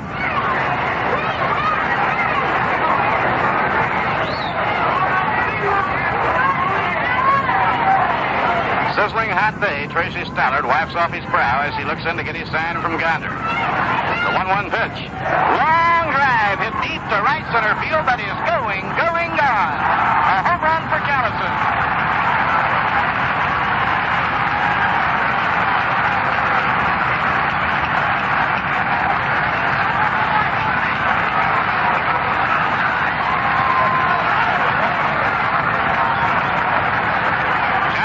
The stellar right fielder of the Phillies gets a home run over the wall in right center.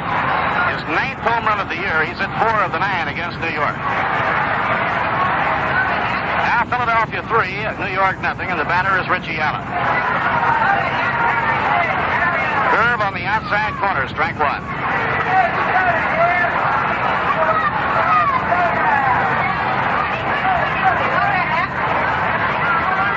Now have 3 runs on 4 hits.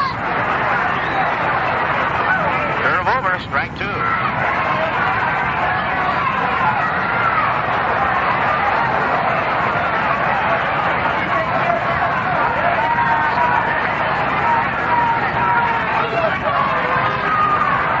Now Tracy with a 2-strike count on Richie Allen. Richie has singled in a run and drawn a 1. High pop foul. Going over toward the crowd, it's out of play. Richie Allen took the RBI lead on the Philly ball club when he singled in Johnny Briggs in the first inning, but Johnny Callison now has tied him. Each has 34.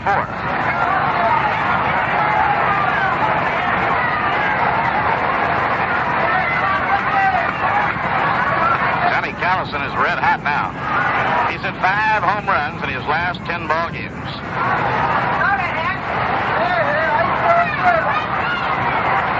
Two-strike delivery, swing, and a miss. He struck him out. The bat slipped out of his hands and sailed out past the mound.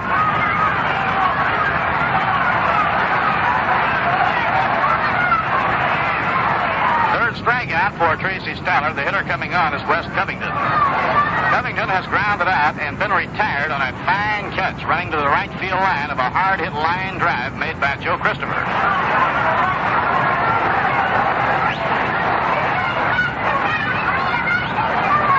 Covington 0 for 2 as he hits against Stallard. We're in the 6th inning, 1 run in on Callison's home run to right center. Now the windup pitch to Covington. Fastball just missed the inside corner of the letters. 1 ball and no strikes.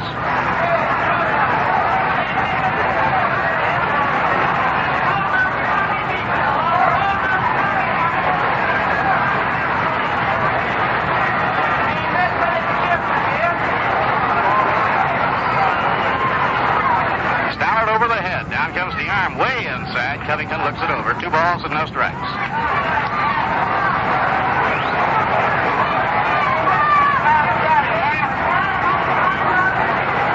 So far this year in Shea Stadium, the Mets have out-homered the opposition 25-19. The last 2 years playing in the Polo Grounds, the opposite was true. The enemy would out-homer the Mets. Swing and a miss. 2-1.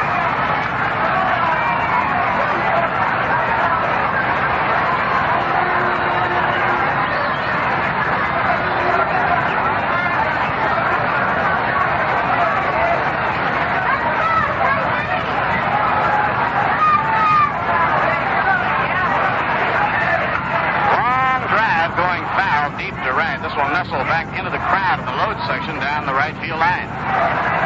So it's 2-2 on John Wesley Covington.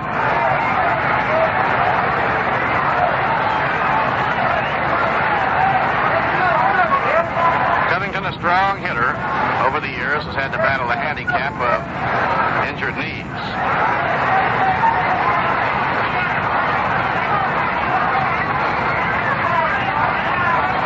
One away and nobody on. Now Stoller delivers 2-2. Fastball down low inside, ball 3, and we have a full count on Covington.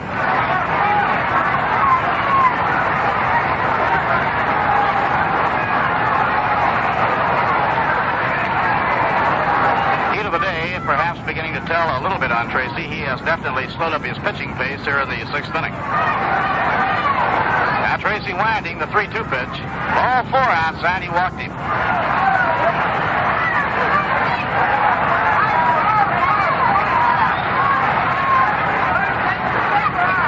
To get a runner for Wes Covington, it'll be Bobby Wine.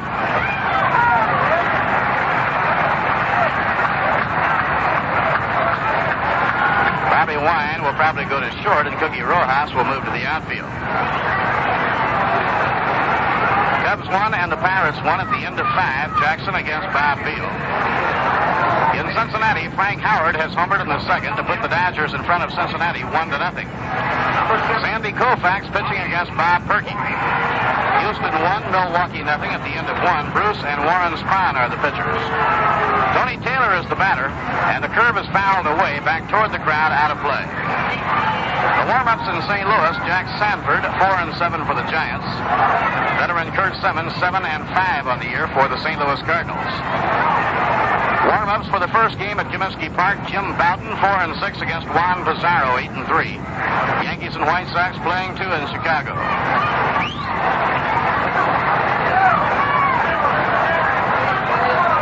Now the pitch on the way, a pitch out, nothing was on. In Baltimore, they have found over the years that Saturday doubleheaders will outdraw Sunday doubleheaders, so they played 2 on Saturdays and single games on Sundays. Today, Boston 0, Baltimore 0 at the end of 1. Earl Wilson against Steve Barber. Warm-ups at Minnesota, Dave Wickersham for the Tigers and Dick Stigman for the Minnesota Twins. Fastball inside and high, 2-1 on Tony Taylor.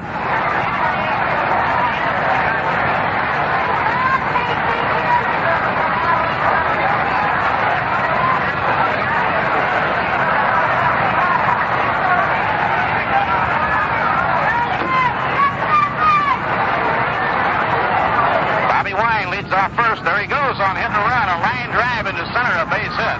Wine around second, is holding there, a throw coming in, he gets back.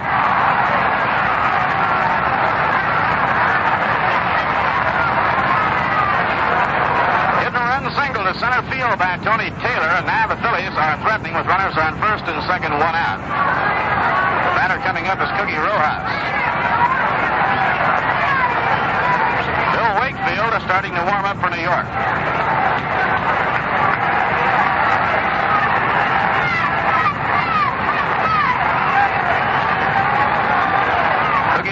Is sacrificed and single to center, 1 for 1. Cookie hitting .361. Phillies have a run in on Callison's home run. They lead 3-0. We're in the top half of the 6th inning. High fly ball into right center. Joe Christopher comes in and angles off to his right. He's there and makes the catch. Now there are 2 away, and Gus Triandos gets rid of his catching gear, and he'll be coming on to hit. Big Gus doubled in a run in the 2nd inning. Grounded out third to first, his 2nd time at bat. 1 hit and 2 trips.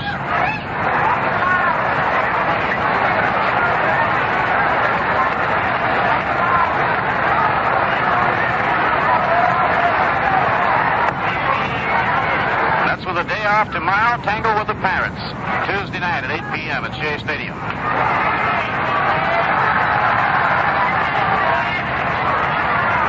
Now Tracy eyes the runners at first and second. Now the pitch on the way. A line drive base hit through the hole to left field. Wine waved around third. He's coming in to score. The throw goes into second, and the Phillies lead 4-0. Riando's delivering his second run of the game. Right here we pause for station identification. This is the New York Mets Baseball Network. 810 on your dial, WGY Schenectady, for all the Mets ball games.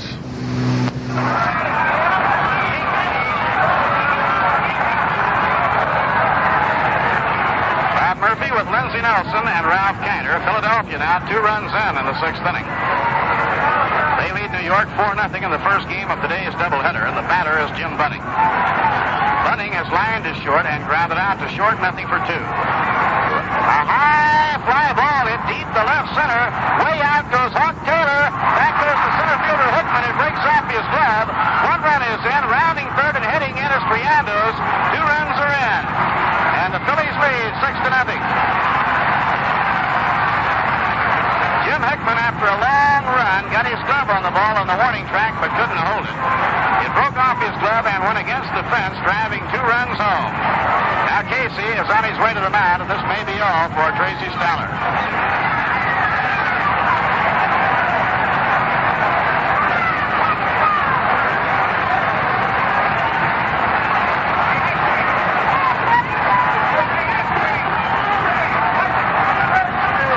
Jim Bunning eating his own cause with a long drive to deep left center, a 2-base hit. Driving 2 runs in and chasing Tracy Stallard from the mound. Phillies now have a 4-run inning in the 6th inning. They lead New York by a score of 6-0. While Bill Wakefield is coming in to assume the pitching role, we'll check with Lindsey on the scores of the other games. All right, Bob, in the National League, the Chicago Cubs and the Pittsburgh Pirates are playing a doubleheader at Forbes Field, and the first game's in the bottom half of the 6th inning. The Cubs won and the Pirates won. Larry Jackson against Bob Field. In Cincinnati, it's a doubleheader between the Los Angeles Dodgers and the Cincinnati Reds, and the first game is in the top of the 3rd, and the Dodgers are leading by a score of 1-0. Sandy Koufax is going for the Dodgers, looking for his 10th victory of the season, and Bob Perky is the pitcher for the Cincinnati Reds. Frank Howard homered in the 2nd with nobody on for the Dodgers. The Houston Colt 45s are playing a doubleheader in Milwaukee, and the first game's in the bottom of the 2nd inning. Houston 1, Milwaukee nothing. Bob Bruce against Warren Spahn, and just now Joe Torre has homered in the 2nd inning for Milwaukee to make it a 1-1 ball game. San Francisco Giants are in St. Louis. A later start, a single game, Jack Sanford against Kurt Simmons.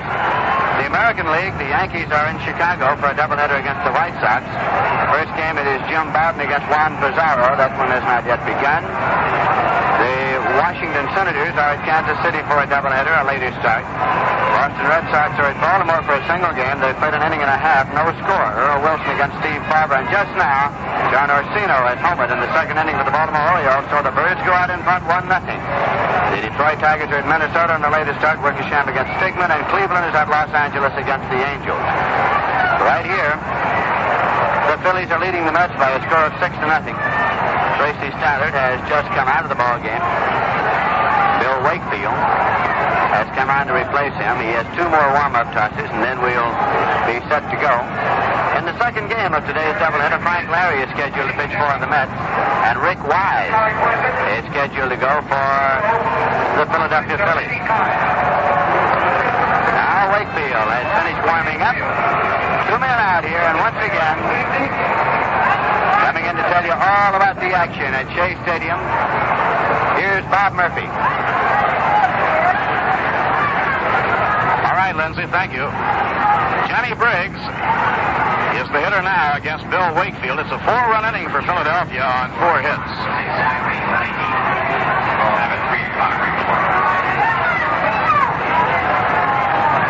Briggs has drawn a walk, scored a run, otherwise been retired in 2 official trips. Fastball low and outside, 1 ball and no strikes. It's the kind of a day that will wither a pitcher, the temperature at 90 degrees. Jim Hickman almost made the grab on that long drive. He got his glove on it on the warning track, but he was running hard right up against the fence and couldn't hold it. Breaking ball on the inside corner, a call strike. 1 ball and 1 strike on Johnny Briggs.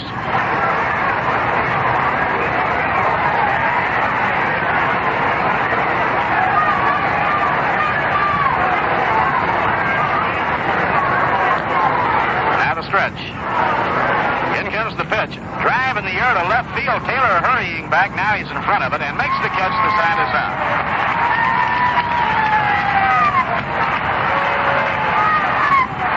4 runs, 4 hits, no errors, 1 left. At the end of 5 1/2, Philadelphia 6 and the New York Mets nothing. Now here's some cool music to have a tall, cool rain go by.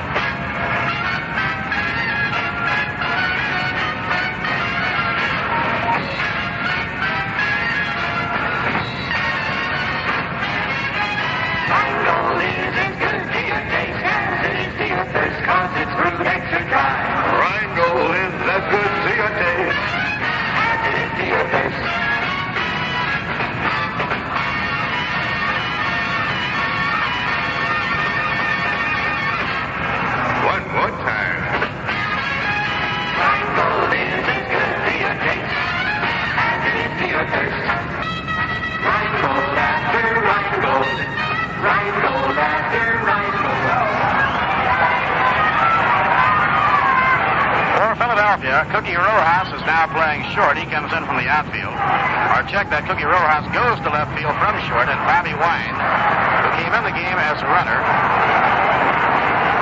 is now playing short.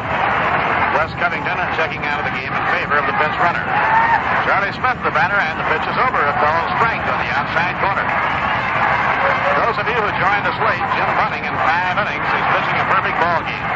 He has cut down 15 straight hitters. Tall right-hander, a high fly hit the center field. It's fairly deep. Back goes Briggs. Near the warning track, he makes the catch. Nearest thing to a base hit by New York was a changeup hit by Jesse Gander, a line drive toward the hole, and Tony Taylor made a remarkable diving stop and then threw to first in time to get Gander. One away and nobody on. The hitter is Amato Samuel.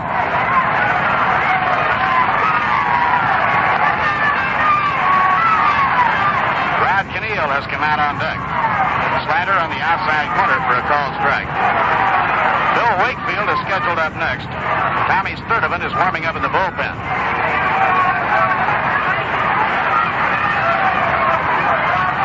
High fly ball to short left field. Moving out is Bobby Wine. He's under it now and has it 2 men down. Now Rod Keneal bats for Bill Wakefield.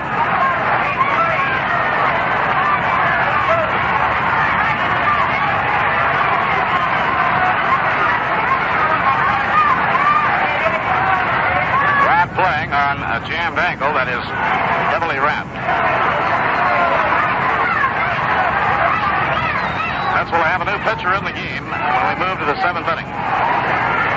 Knuckleballer Tommy Sturdivant warming up.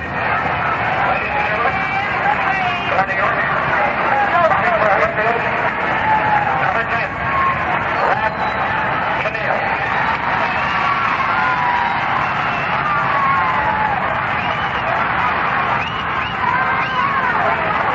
And nobody on. Jim Bunning now has set down 17 straight men.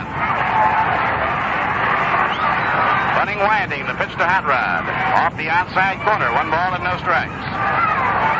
Phillies led 2-0 and then broke through to get 4 runs in the top of the 6th inning and widen the gap to 6-0. Phillies had a rather slow start last year.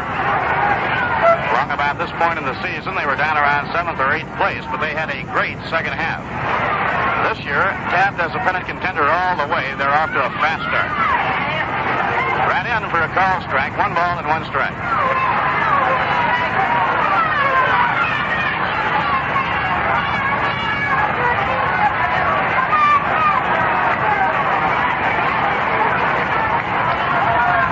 Has completely subsided. Not a factor in the game at all.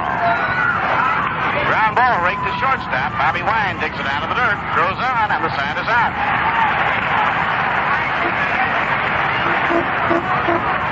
6 perfect innings by Jim Bunning. He has set down 18 straight hitters, and at the end of 6, the score. The Phillies 6 and the New York Mets nothing. And now for Rheingold Extra Dry, and to follow the excitement of Jim Bunning's performance for you, Lindsey Nelson.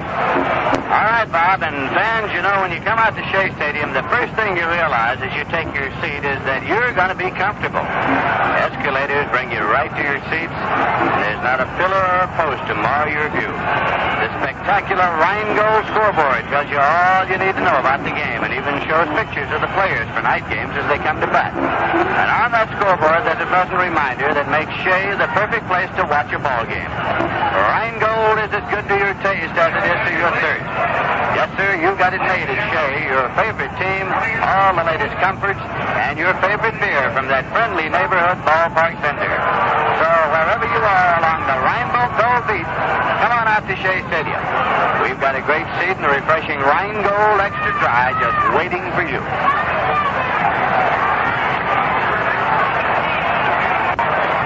Sturdivant is now the Met pitcher. The knuckleballer is making his 15th appearance. He has no won or loss record. He has pitched 24 and 2/3 innings, in which he has given up 32 hits, a total of 17 runs, an earned run average of 6.12.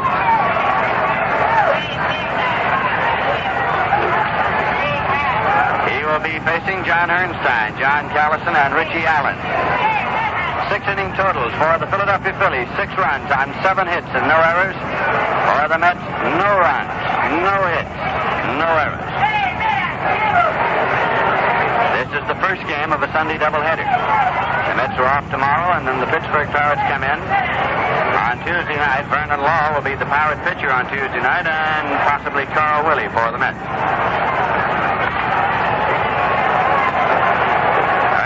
Steps in. He's a left-hand batter. Sacrificing the first inning, struck out in the third and grounded out second to first in the top half of the fifth.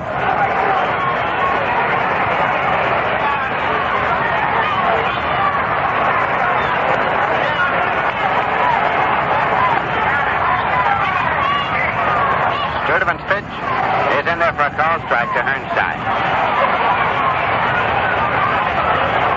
Ernstein is being used interchangeably in the outfield and at first base. With Roy Sievers off to a slow start, Ernstein's been a very valuable man on the squad for the Phillies. Here's the pitch low. It's 1-1.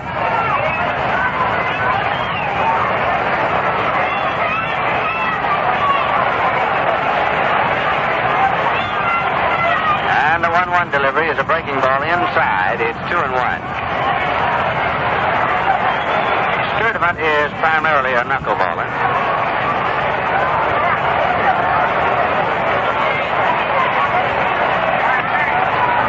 2-1 pitch is inside for ball. At 2 p.m., the official temperature here at Shea Stadium was 90 degrees.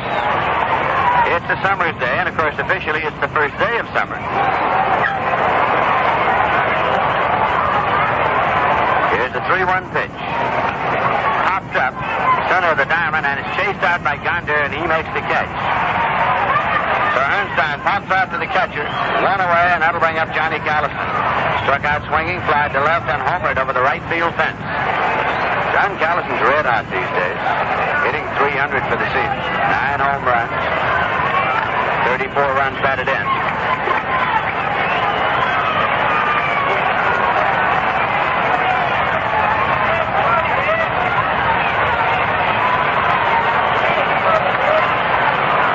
Sturdivant into the motion. Pitch is swung on and foul back at first, on the ground, out of play. Strike 1 to Johnny Callison.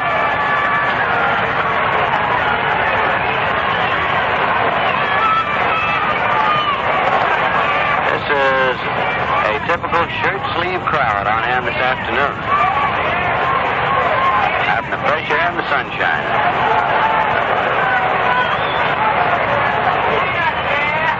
Strike delivery. Swung on and lined into right field for a base hit. Joe Christopher's over up with it. Plays it backhand. Callison turns and holds with a sharp single to right. He's 2 for 4. Coming up is Richie Allen with 1 man out and a runner at first. The Phillies are leading by a score of 6-0.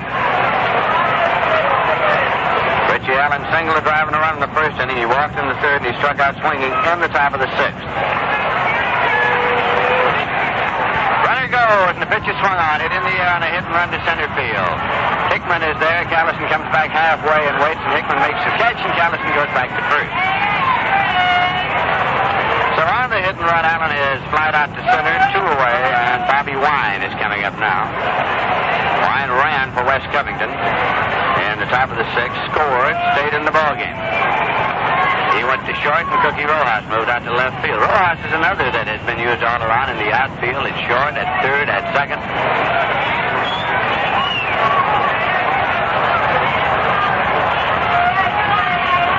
Callison takes the lead. Sturdivant's pitch hit in the air to center field. Jim Hickman comes in. He's there, and he puts it away. In the top of the 7th, no runs, 1 hit. No errors, 1 left, and the score at the end is 6.5. The Phillies 6 and the Mets nothing. Well, you know, we really get a boot out of bringing the Mets games to you fans, and I like talking about Viceroy, too. There's nothing easier than telling folks about something you enjoy yourself. I'm telling you, I enjoy Viceroy. Viceroy's really got the taste that's right. You know why? Because Viceroy is scientifically made to taste the way you'd like a filter cigarette to taste.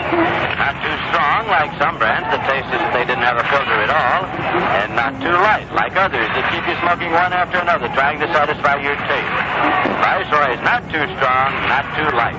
Viceroy's got the deep weave filter for the taste that's right. Next time, pick up a pack, or better still, get a carton of Viceroy. Take it from me, you'll like them. Viceroy's got the taste that's right.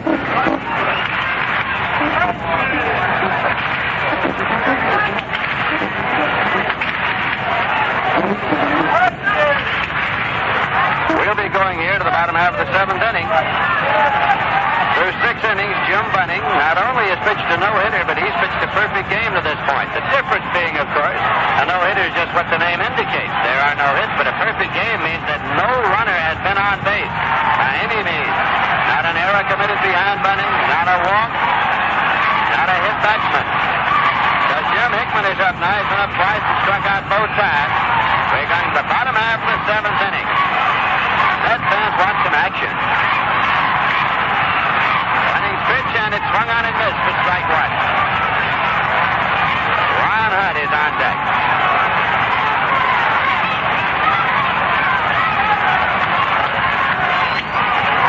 Now Bunning turns, and Tony Taylor moves over about 2 steps to his left at second base.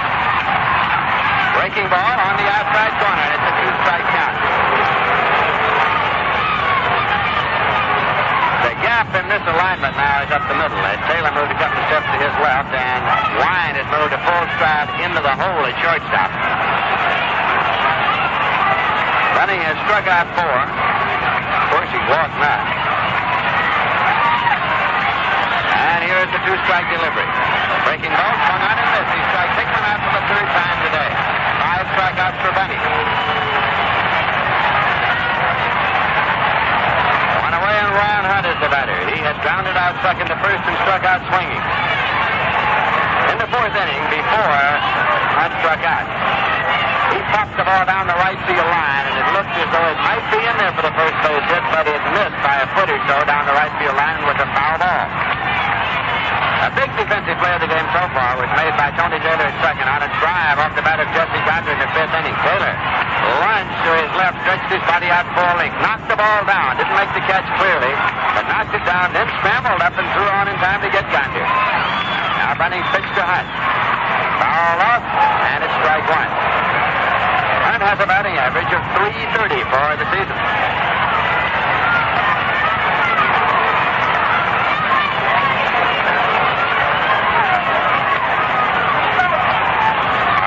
Day, and of course, Jim Bunning has a 6-0 lead, but he is aware of the circumstances just as you are and just as we are, and for that reason, he'll keep bearing down. And now, the strike 1 pitch to Hunt. Breaking ball hit on the ground to third. Richie Allen is up with it. He plays on the first in time, 2 away. Right now, we're going to step out for station identification. This is the New York Mets Baseball Network.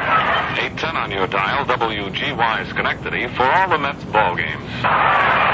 This is Lindsey Nelson with Ralph Kiner and Bob Murphy. Here at Shea Stadium in New York as Ed Craneville comes up now for the Mets. He's been up twice. He popped to short. Popped out to the catcher. Bunning's pitch. pitch is in there for a call strike as Greenville would take it. Matter of fact, he was moving back on the pitch to take it.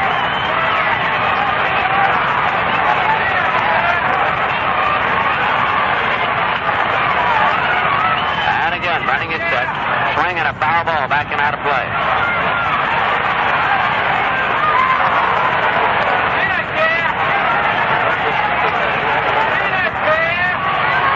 Bunning is out in front with a 2-strike count.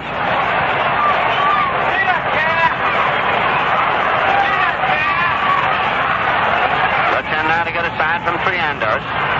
This is a 2-strike delivery. Swung on and foul back as Greenville got enough of it to stay alive. Triandos now calls time and goes out to the mound. Ever wonder what goes on at a time like this? After Sandy Koufax pitched a no-hitter against the New York Mets in Los Angeles year before last, we had Sandy on the next day.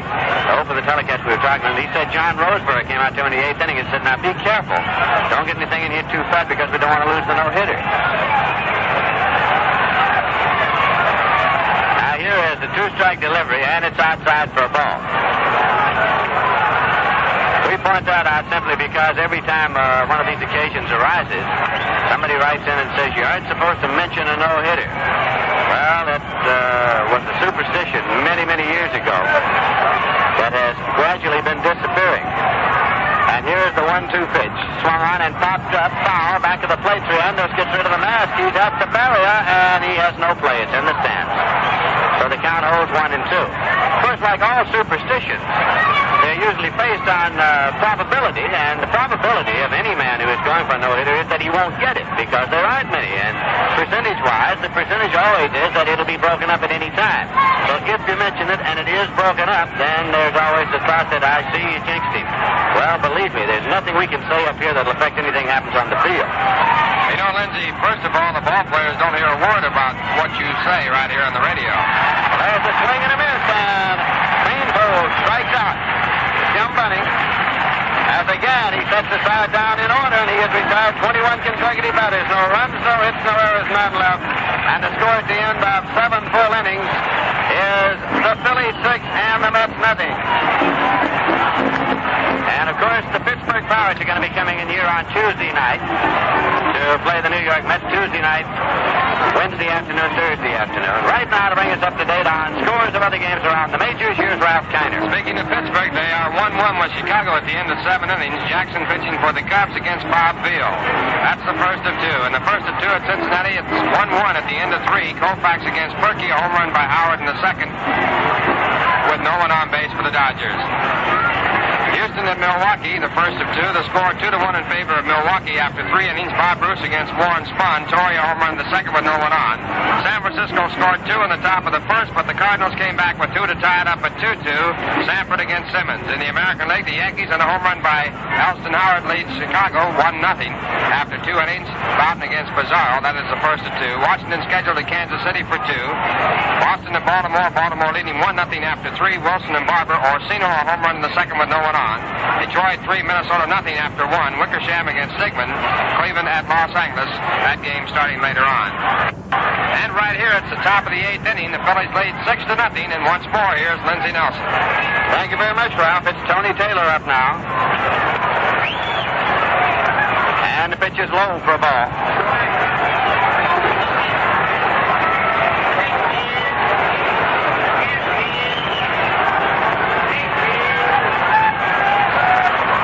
A 239 batting average for the season.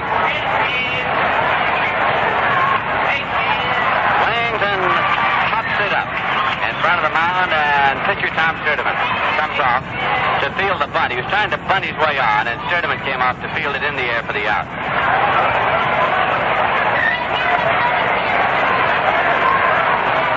So that'll bring up Cookie Rojas.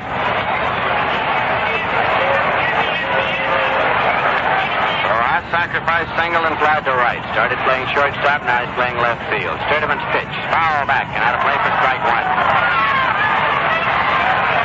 Phillies 6, the Mets nothing. But that isn't the big story of the ballgame at this point. The big story here is that through the first 7 innings, Jim Bunning retired 21 consecutive batters.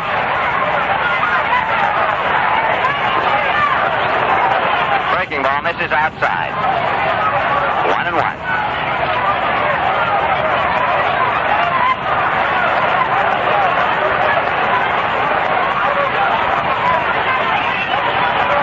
Is a right-hand batter, and here's the 1-1 pitch.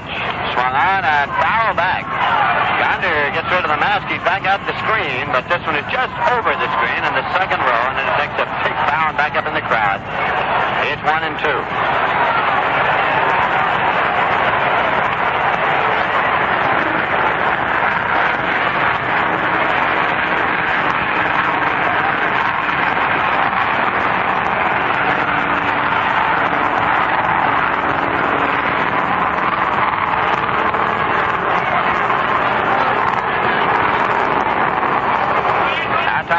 Again looks into Gonder. And the 1-2 delivery. Swung on and foul back at third. And again, Gonder comes over and so does Somwell, and this one's in the stands. Count holds at 1-2.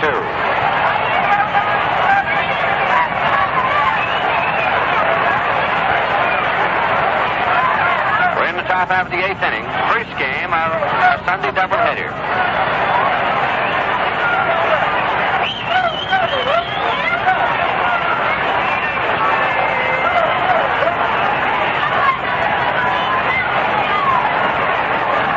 Is the third nut pitcher of the day. Tracy Stallard started.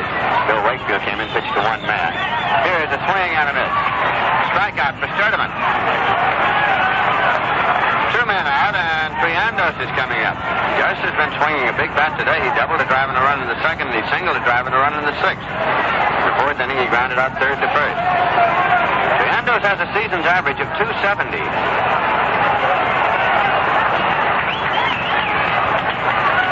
He came over with Jim Bunning from the Detroit Tigers to the Phillies. Pitches inside for a ball. It's 1-0. Phillies wanted to back play Dalrymple up in the catching department. That's what they wanted with Triandos. Here's a 1-0 pitch. Outside. Off the glove of Gonder and off the foot of Ed Sudol. So the umpire is now moving around a little to exercise his foot. That ball popped right down off the glove of Gonder onto Sudol's foot.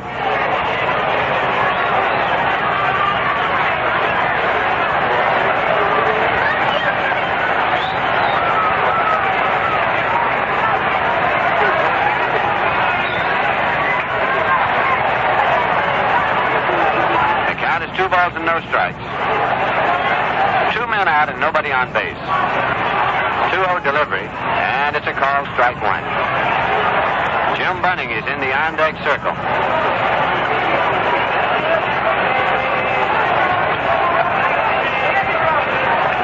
Here's a 2-1 pitch. It is in there for a call, strike 2. It's 2-2.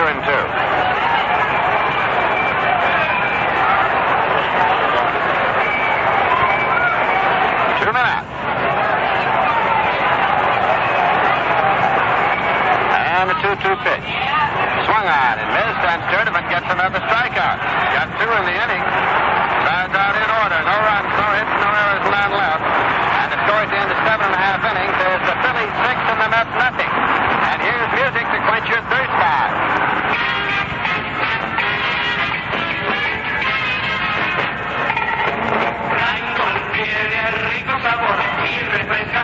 Extra Light. Ay, ay, ay.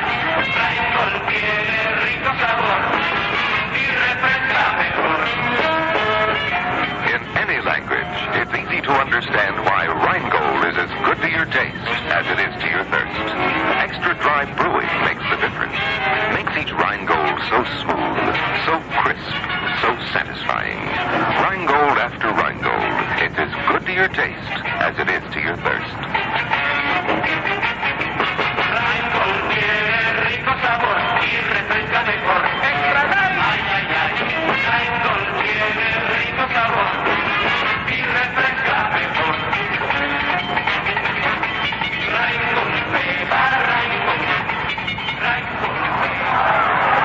Well, here at Shea Stadium in New York, Jim Bunning is on the mound. In case you've joined us in the last few moments or any time during the course of this ball game, let us say right here that through 7 innings, he has pitched a perfect game. He has not only allowed no hits, he has allowed no base runners. Joe Christopher's going to be up to lead off now for the Mets. The last time a regular season perfect game was pitched in the major leagues, it was 1922. On April 30th, C.C. Robertson of the White Sox against the Detroit Tigers.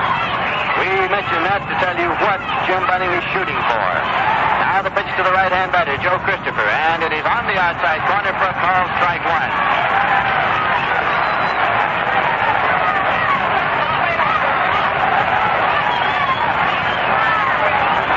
Jim Bunning pitched a no-hitter for the Detroit Tigers over the Boston Red Sox, as Bob Murphy told you, on July 20th, 1958. That was a 3-0 ball game. But right here, he winds and fires, and the pitch is swung on and missed. A wild, sweeping curveball. And it's a 2-strike count to Christopher, who has popped to center and popped to short so far today. You recall, of course, the big game of recent years in which Don Larson of the New York Yankees in the World Series against the Dodgers in 1956 pitched a perfect game. Here's a pitch high and away for a ball. It's 1-2. Jim Bunning has been ahead of hitters for most of the day. I can recall only one time that he's gone to the full count.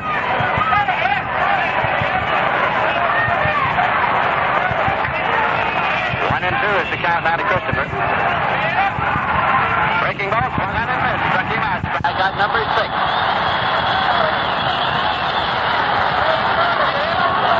So in the bottom half of the 8th inning, there's one man out for the Mets and Jesse Gondich coming up. And a foul out to the catcher in the 2nd inning. He's grounded out 2nd, the 1st, and the 5th. But in the 4th inning, he hit that ball on a line. It looked as though it was going to scream out into right field, and Tony Taylor leaped for the ball, knocked it down, and made a play on him. There's a swing and a ground ball to 2nd. Tony Taylor is right there. He's up, and he plays on in time, and Gondich out.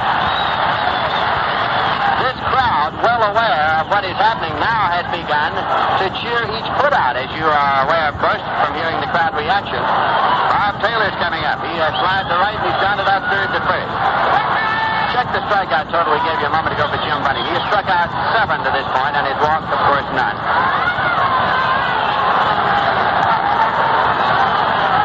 Taylor, who was a big hitting star yesterday, he had 4 hits yesterday, including 2 home runs. He's up there as a right-hand batter, and the pitch is outside. He bluffs his throw to front. That's what Richie Allen had a step or two. It also, strangely enough, gets a crowd reaction, an unfavorable crowd reaction, because regardless of where you are, about this time, the crowd begins to pull for the man trying to get into the record book. Here's a 1-0 pitch from Bunning to Hawk Taylor, swung on and missed. It is 1-1 now to Taylor. And you'll find, I think, that this crowd reaction will build probably with each succeeding pitch of the ball game from now on. We're in the bottom half of the 8th inning. The Mets batting with 2 men out and nobody on base. Jim Bunning has retired 23 consecutive batters. He lays his glove down on the rubber now, straightens out the pants leg of the right leg. Now, ready again, he looks in to get a sign. And here is a 1-1 pitch. Breaking ball, swung out and missed. A good curveball. And it's 1-2. Keep in mind that the pressure has been on Bunning all the way because he has been aware from the first pitch of every circumstance attendant to this ball game. And it is a hot day. At 2 o'clock it was 90 degrees. That is a factor also. Now here is the 1-2 pitch. Way outside, it missed everything. It missed Triandos. And went way outside. As Bob Murphy mentioned, if a man can keep his stuff throughout the entire course of a ball game on a day this hot and get out with the achievement that Jim Bunning is shooting for, it is that much more remarkable. The official temperature, we're told here at 3 o'clock, was 91 degrees. 2 men out. Nobody on base. And a count of 2-2. Jim Bunning again straightens out the pants leg. Looks in for a sign. Starts the motion, and the 2-2 delivery. Swung on and fouled off. Hawk Taylor got just enough of the balance to stay alive. Already Sudol had given Triandos another ball. Triandos dropped it, chased the one that was in play, but Sudol wants to look at that one, and apparently it has a dark spot, and is thrown out of the game. So now Jim Bunning goes to work on the new baseball that he has out there. Phillies 6 and the Mets nothing. Jim Bunning has not allowed a base runner in this game so far, and we're in the bottom half of the 8th inning. Here is the 2-2 pitch. Outside. So again, he's gone full now, 3-2. An indication that Bunning has been tiring, and here's the buzz in the stands now. The pitch with which he missed way outside was an indication that his control was beginning to waver, that he was tiring a little. So the count goes full to Hawk Taylor with 2 men out and nobody on base. Jim Bunning starts the motion, the 3-2 delivery. And it's in there for a ball, strike 3. He struck him out. Ball is dropped and is thrown down to first. It goes 2-3 and the side is out. Hawk Taylor took it. Triandos dropped the ball. And then as Taylor started to first, Triandos tried to tag him. And now fans are up and applauding Jim Bunning. And he's being applauded in the dugout as well as he retires the side and still has a perfect game going through 8 innings. No runs, no hits, no errors, none left in the 8th. And at the end of 8 full innings, it is the Phillies 6 and the Mets nothing. Hey, the tension's building here at this ballpark. We have a good Sunday crowd on hand, and a lot of them came here by public conveyance. I'm sure that if you've been here, around here, or to the fair, you know that it's very easy and perhaps the easiest way to get here. Because by subway, you can come right to the stadium via the IRT Flushing Main Street cars that service the World's Fair and Shea Stadium. They leave with great frequency from the Times Square area and from the Grand Central Station. Long Island Railroad from Pennsylvania Station in Manhattan. Trains stop at the nearby World's Fair Station every half hour after 11 a.m. Long Island is coming from out on the island. Can take the Long Island Railroad to Jamaica or on to Woodside, where they can change to a Shea Stadium World's Fair train, then right to the stadium. So one of the best ways to get here is by subway or train. Coming out now is Jim Bunning to bat, and listen to the hand he's getting at Shea Stadium.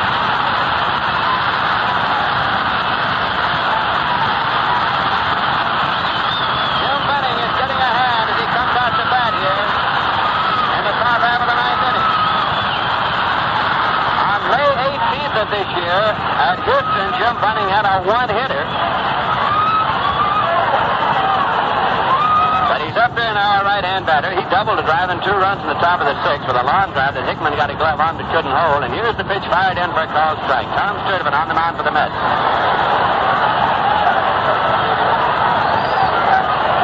And again, Sturdivant's pitch, and it's high and away for a ball.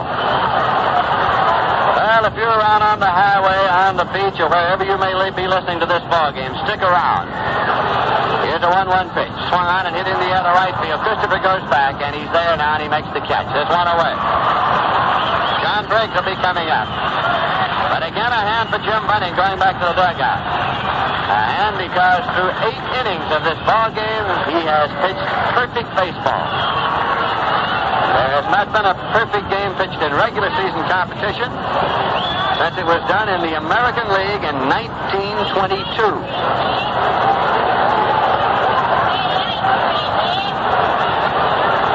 Listen to the buzz of the fans in the stands. You can tell what their subject of conversation is. Tom Sturdivant getting a sign now from Jesse Gonder.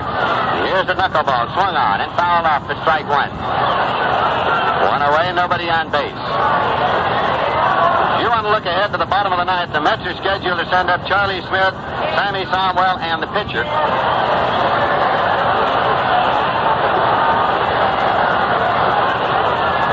Again, Sturdivant with the pitch, and it swung on and hit in the air, foul down the left field line, on over in the seats and out of play. Somwell gave it a run to the barrier. It's a 2-strike count now to John Briggs.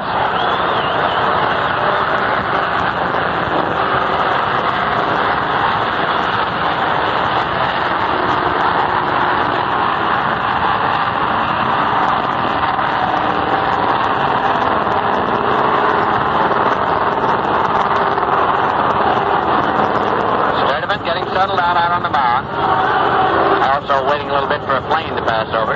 We are located near LaGuardia here. And here is a 2-strike pitch to Briggs. Swung on it, missed, and Sturdivant gets another strikeout. That's 3 strikeouts for Sturdivant. And it brings up John Hernstein. He's gone 0 for 3 in a sacrifice. This is the first game of a Sunday doubleheader. In the second game, Frank Larry will pitch for the Mets, and young Rick Wise will be pitching for the Philadelphia Phillies.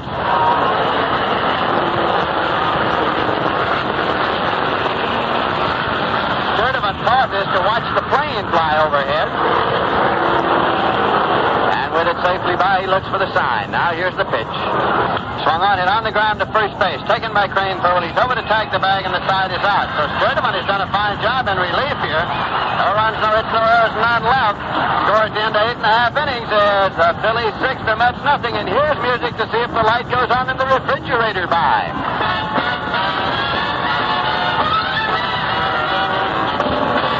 There's a lot of living being done, a lot of living and a lot of fun, where true real love is seen. Along the Rhine-Gold beach, Rhine-Gold is as good to your taste as it is to your thirst, 'cause it's brewed extra dry. Rhine-Gold is as good to your taste as it is to your thirst. So get where the living's being done, where the action is, and all the fun on the Rhine-Gold side of the street. Along the Rhine-Gold beach, Rhine-Gold is as good to your taste as it is to your thirst, 'cause it's brewed extra dry. Rhine-Gold is as good to your taste as it is to your thirst. Rhine-Gold after Rhine-Gold, Rhine-Gold. This is Lindsey Nelson at Shea Stadium in New York, where Jim Bunning has pitched a perfect game for 8 innings. Charlie Smith is coming up now for the Mets in the bottom half of the 9th inning. There has been no perfect game since 1880 in the National League. There's a swing of a foul ball, back and out of play. So it is strike one to the right-hand batter, Charlie Smith. The last regular season perfect game in the National League was in the year of 1880. The last regular season perfect game in the American League was on April 30th, 1922. So that is what Jim Bunning is shooting at. He knows it. And here is the pitch. It's high for a ball. Everybody in the ballpark knows it. Everybody on the field knows it. Everybody in both dugouts knows it. A count of 1 ball and 1 strike now to Charlie Smith. 91 degrees, the official temperature here at 3 p.m. An exceedingly hot day, and here's the 1-1 pitch. Swung on, popped up, foul.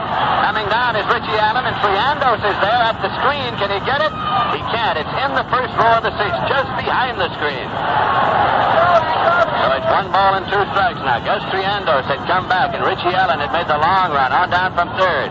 But that one just got over the screen and hit in the first row. As a matter of fact, the fellow sitting in the first row got the baseball.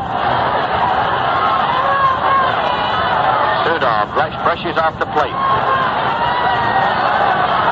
Jim Bunning goes to the rosin bag, bending from the waist now, flexes the fingers of the right hand, straightens the cap with the gloved hand. Charlie Smith steps into the batter's box. Nobody on, nobody out in the bottom half of the 9th inning. 24 consecutive batters have been retired in this game. Here's a 1-2 pitch. Breaking ball, it misses way outside for ball 2. It's 2-2. Jim Bunning has had that curveball going great today. He had a one-hitter earlier this year. He pitched a no-hitter when he was with the Detroit Tigers. That was in 1958 on July 20th. He pitched it at Fenway Park in Boston against the Red Sox. Here's a 2-2 pitch. Swung on, hit in the air to deep short. Bobby Wine is back there. Chases it across the line in foul territory, and Wine makes the catch. A foul ball. So there's one away, and listen to the crowd reaction. Aware of what Jim Bunning is trying to accomplish it, they have begun to cheer his every pitch. And now Altman is going to bat for Somwell. George Altman is being sent up by the Mets to bat for Sammy Somwell. He's a left-hand batter.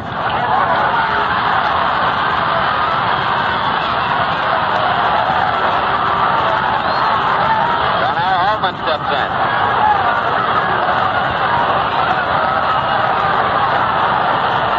Rangy, left-hand batter, with a season's average of 230. Jim Bunning takes a look around. Bobby Wine getting instruction from the dugout about where to play. George Altman, the left-hand batter, and here's Jim Bunning's pitch. Swung on and a high fly ball to right field. Curving over near the foul line. Chased over by Callison. He's trying to get it, but it's in the crowd, about 5 rows deep. Down in right field, so it's a long, high foul ball off the bat of George Altman. And a strike 1 count.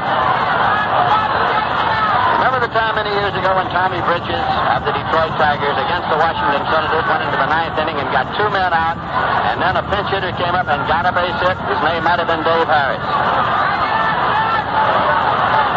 Of course, in the history of the game, there have been many dramatic moments like that.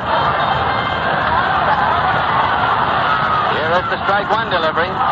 Swung on and fouled off. He jammed him, and it was off the handle to the left side, way back up in the stands, and it's a 2-strike count now to George Altman as Jim Bunning goes quickly ahead. Castriandos gets the near ball, rubbing it up as he walks out a few feet in front of the plate. Fires it back out now to Jim Bunning. One man out and nobody on base. Phillies leading 6-0, but the big story is the fact that Jim Bunning has retired 25 consecutive batters. Not a base runner. Nobody on by virtue of an error. No walks, no hit batsman. That means the pressure's been on every pitch of the ball game. Here's a 2-strike delivery. Swung out and missed. Took him out.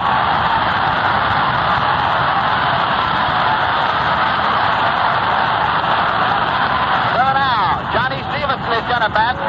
Puts on Sturdivant.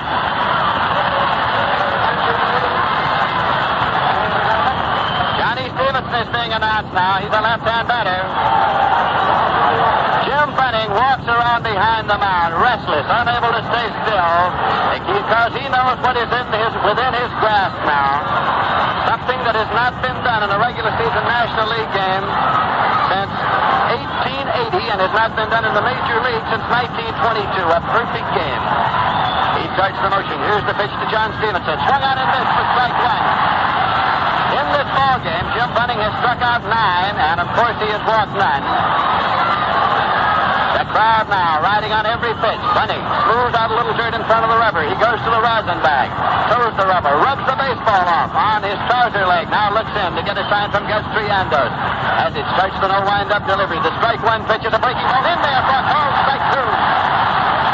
It was a breaking ball, a sharp breaking curveball, and Johnny Stevenson watched it over. So now, again, Jim Bunning goes to the rosin bag. He's standing there on the mound, rubbing the baseball. One pitch away from a perfect game here at Shea Stadium in New York. Again, rubs off his thumb on the trouser leg. Looks in to get the sign. The crowd is up all over this ballpark. They're standing. The 2-strike pitch. It's low for a ball. As Stevenson watched it over. All around this ballpark now. The fans are up and on their feet. As he started the motion, they started rising, and that's a sight to see. The count is 1 ball and 2 strikes. He went to the rosin bag again. Takes a deep breath. Now fills from the waist. Hands on his knees. Throws the rubber. Looks in for the sign. Listen to the crowd. They're up all around. Here is a 1-2 pitch to Stevenson. Outside for a ball, and it's 2-2. Jim Bunning gets the ball now. Walks back behind the rubber again. Goes to the rosin bag. And a hot day at Shea Stadium, the first day of summer. The pressure's been on him on every pitch of the ball game because he knows what he's trying to achieve. The 2-2 pitch. The perfect game. The Phillies face out of the dugout. And they grab Jim Bunning. The Phillies are all around Jim Bunning. He has pitched a perfect game. They're slapping him on the back. All around.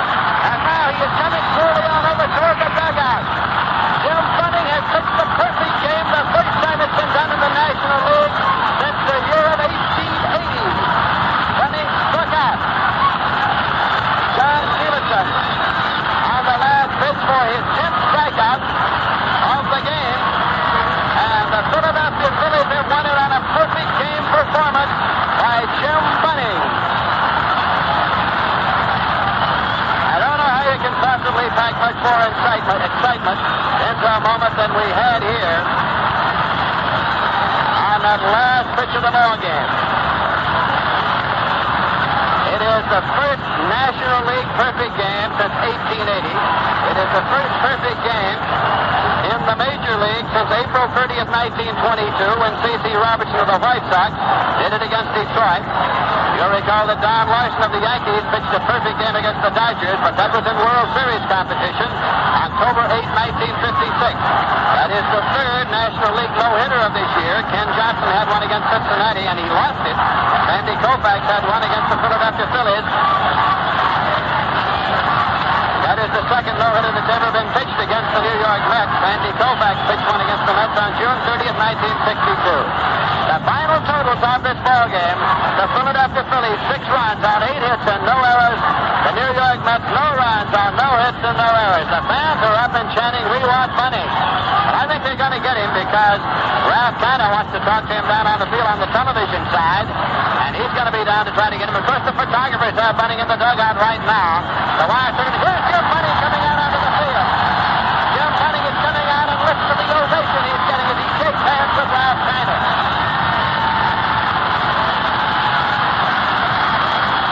A tremendous ovation for Bunning.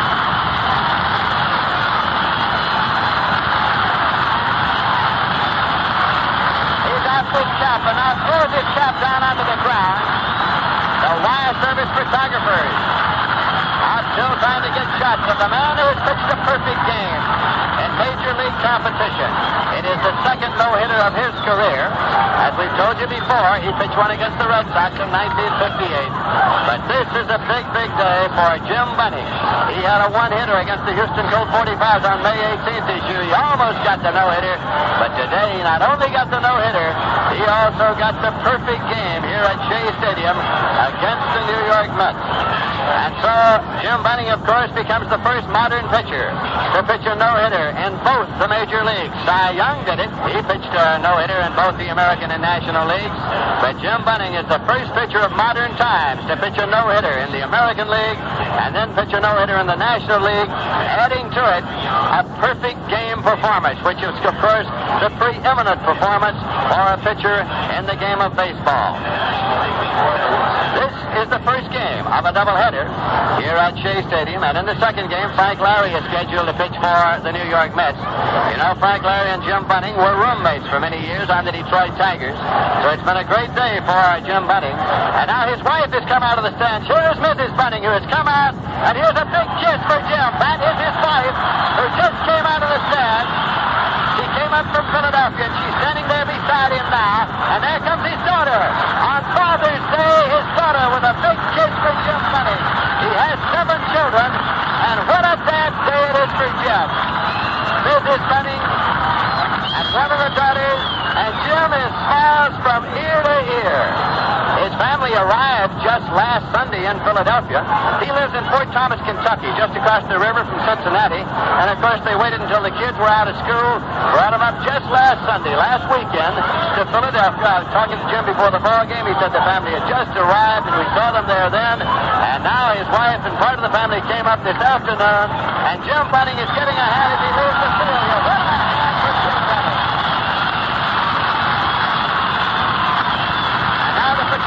Opposing the daughter. They want a big kiss from the daughter to Jim on Dad's Day. And what an occasion this is for him. A perfect game performance. His daughter gives him the kiss again. Now his wife gives him the kiss again. Everybody's all smiles on the field. This is the first no-hitter by a Philly pitcher since May the 1st, 1906.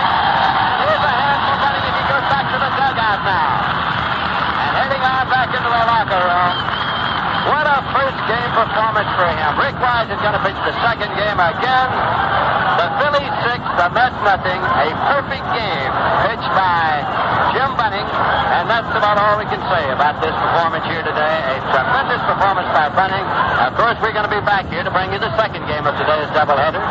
We'll return to Shea Stadium in just a few moments. Right now, we return you to your local station.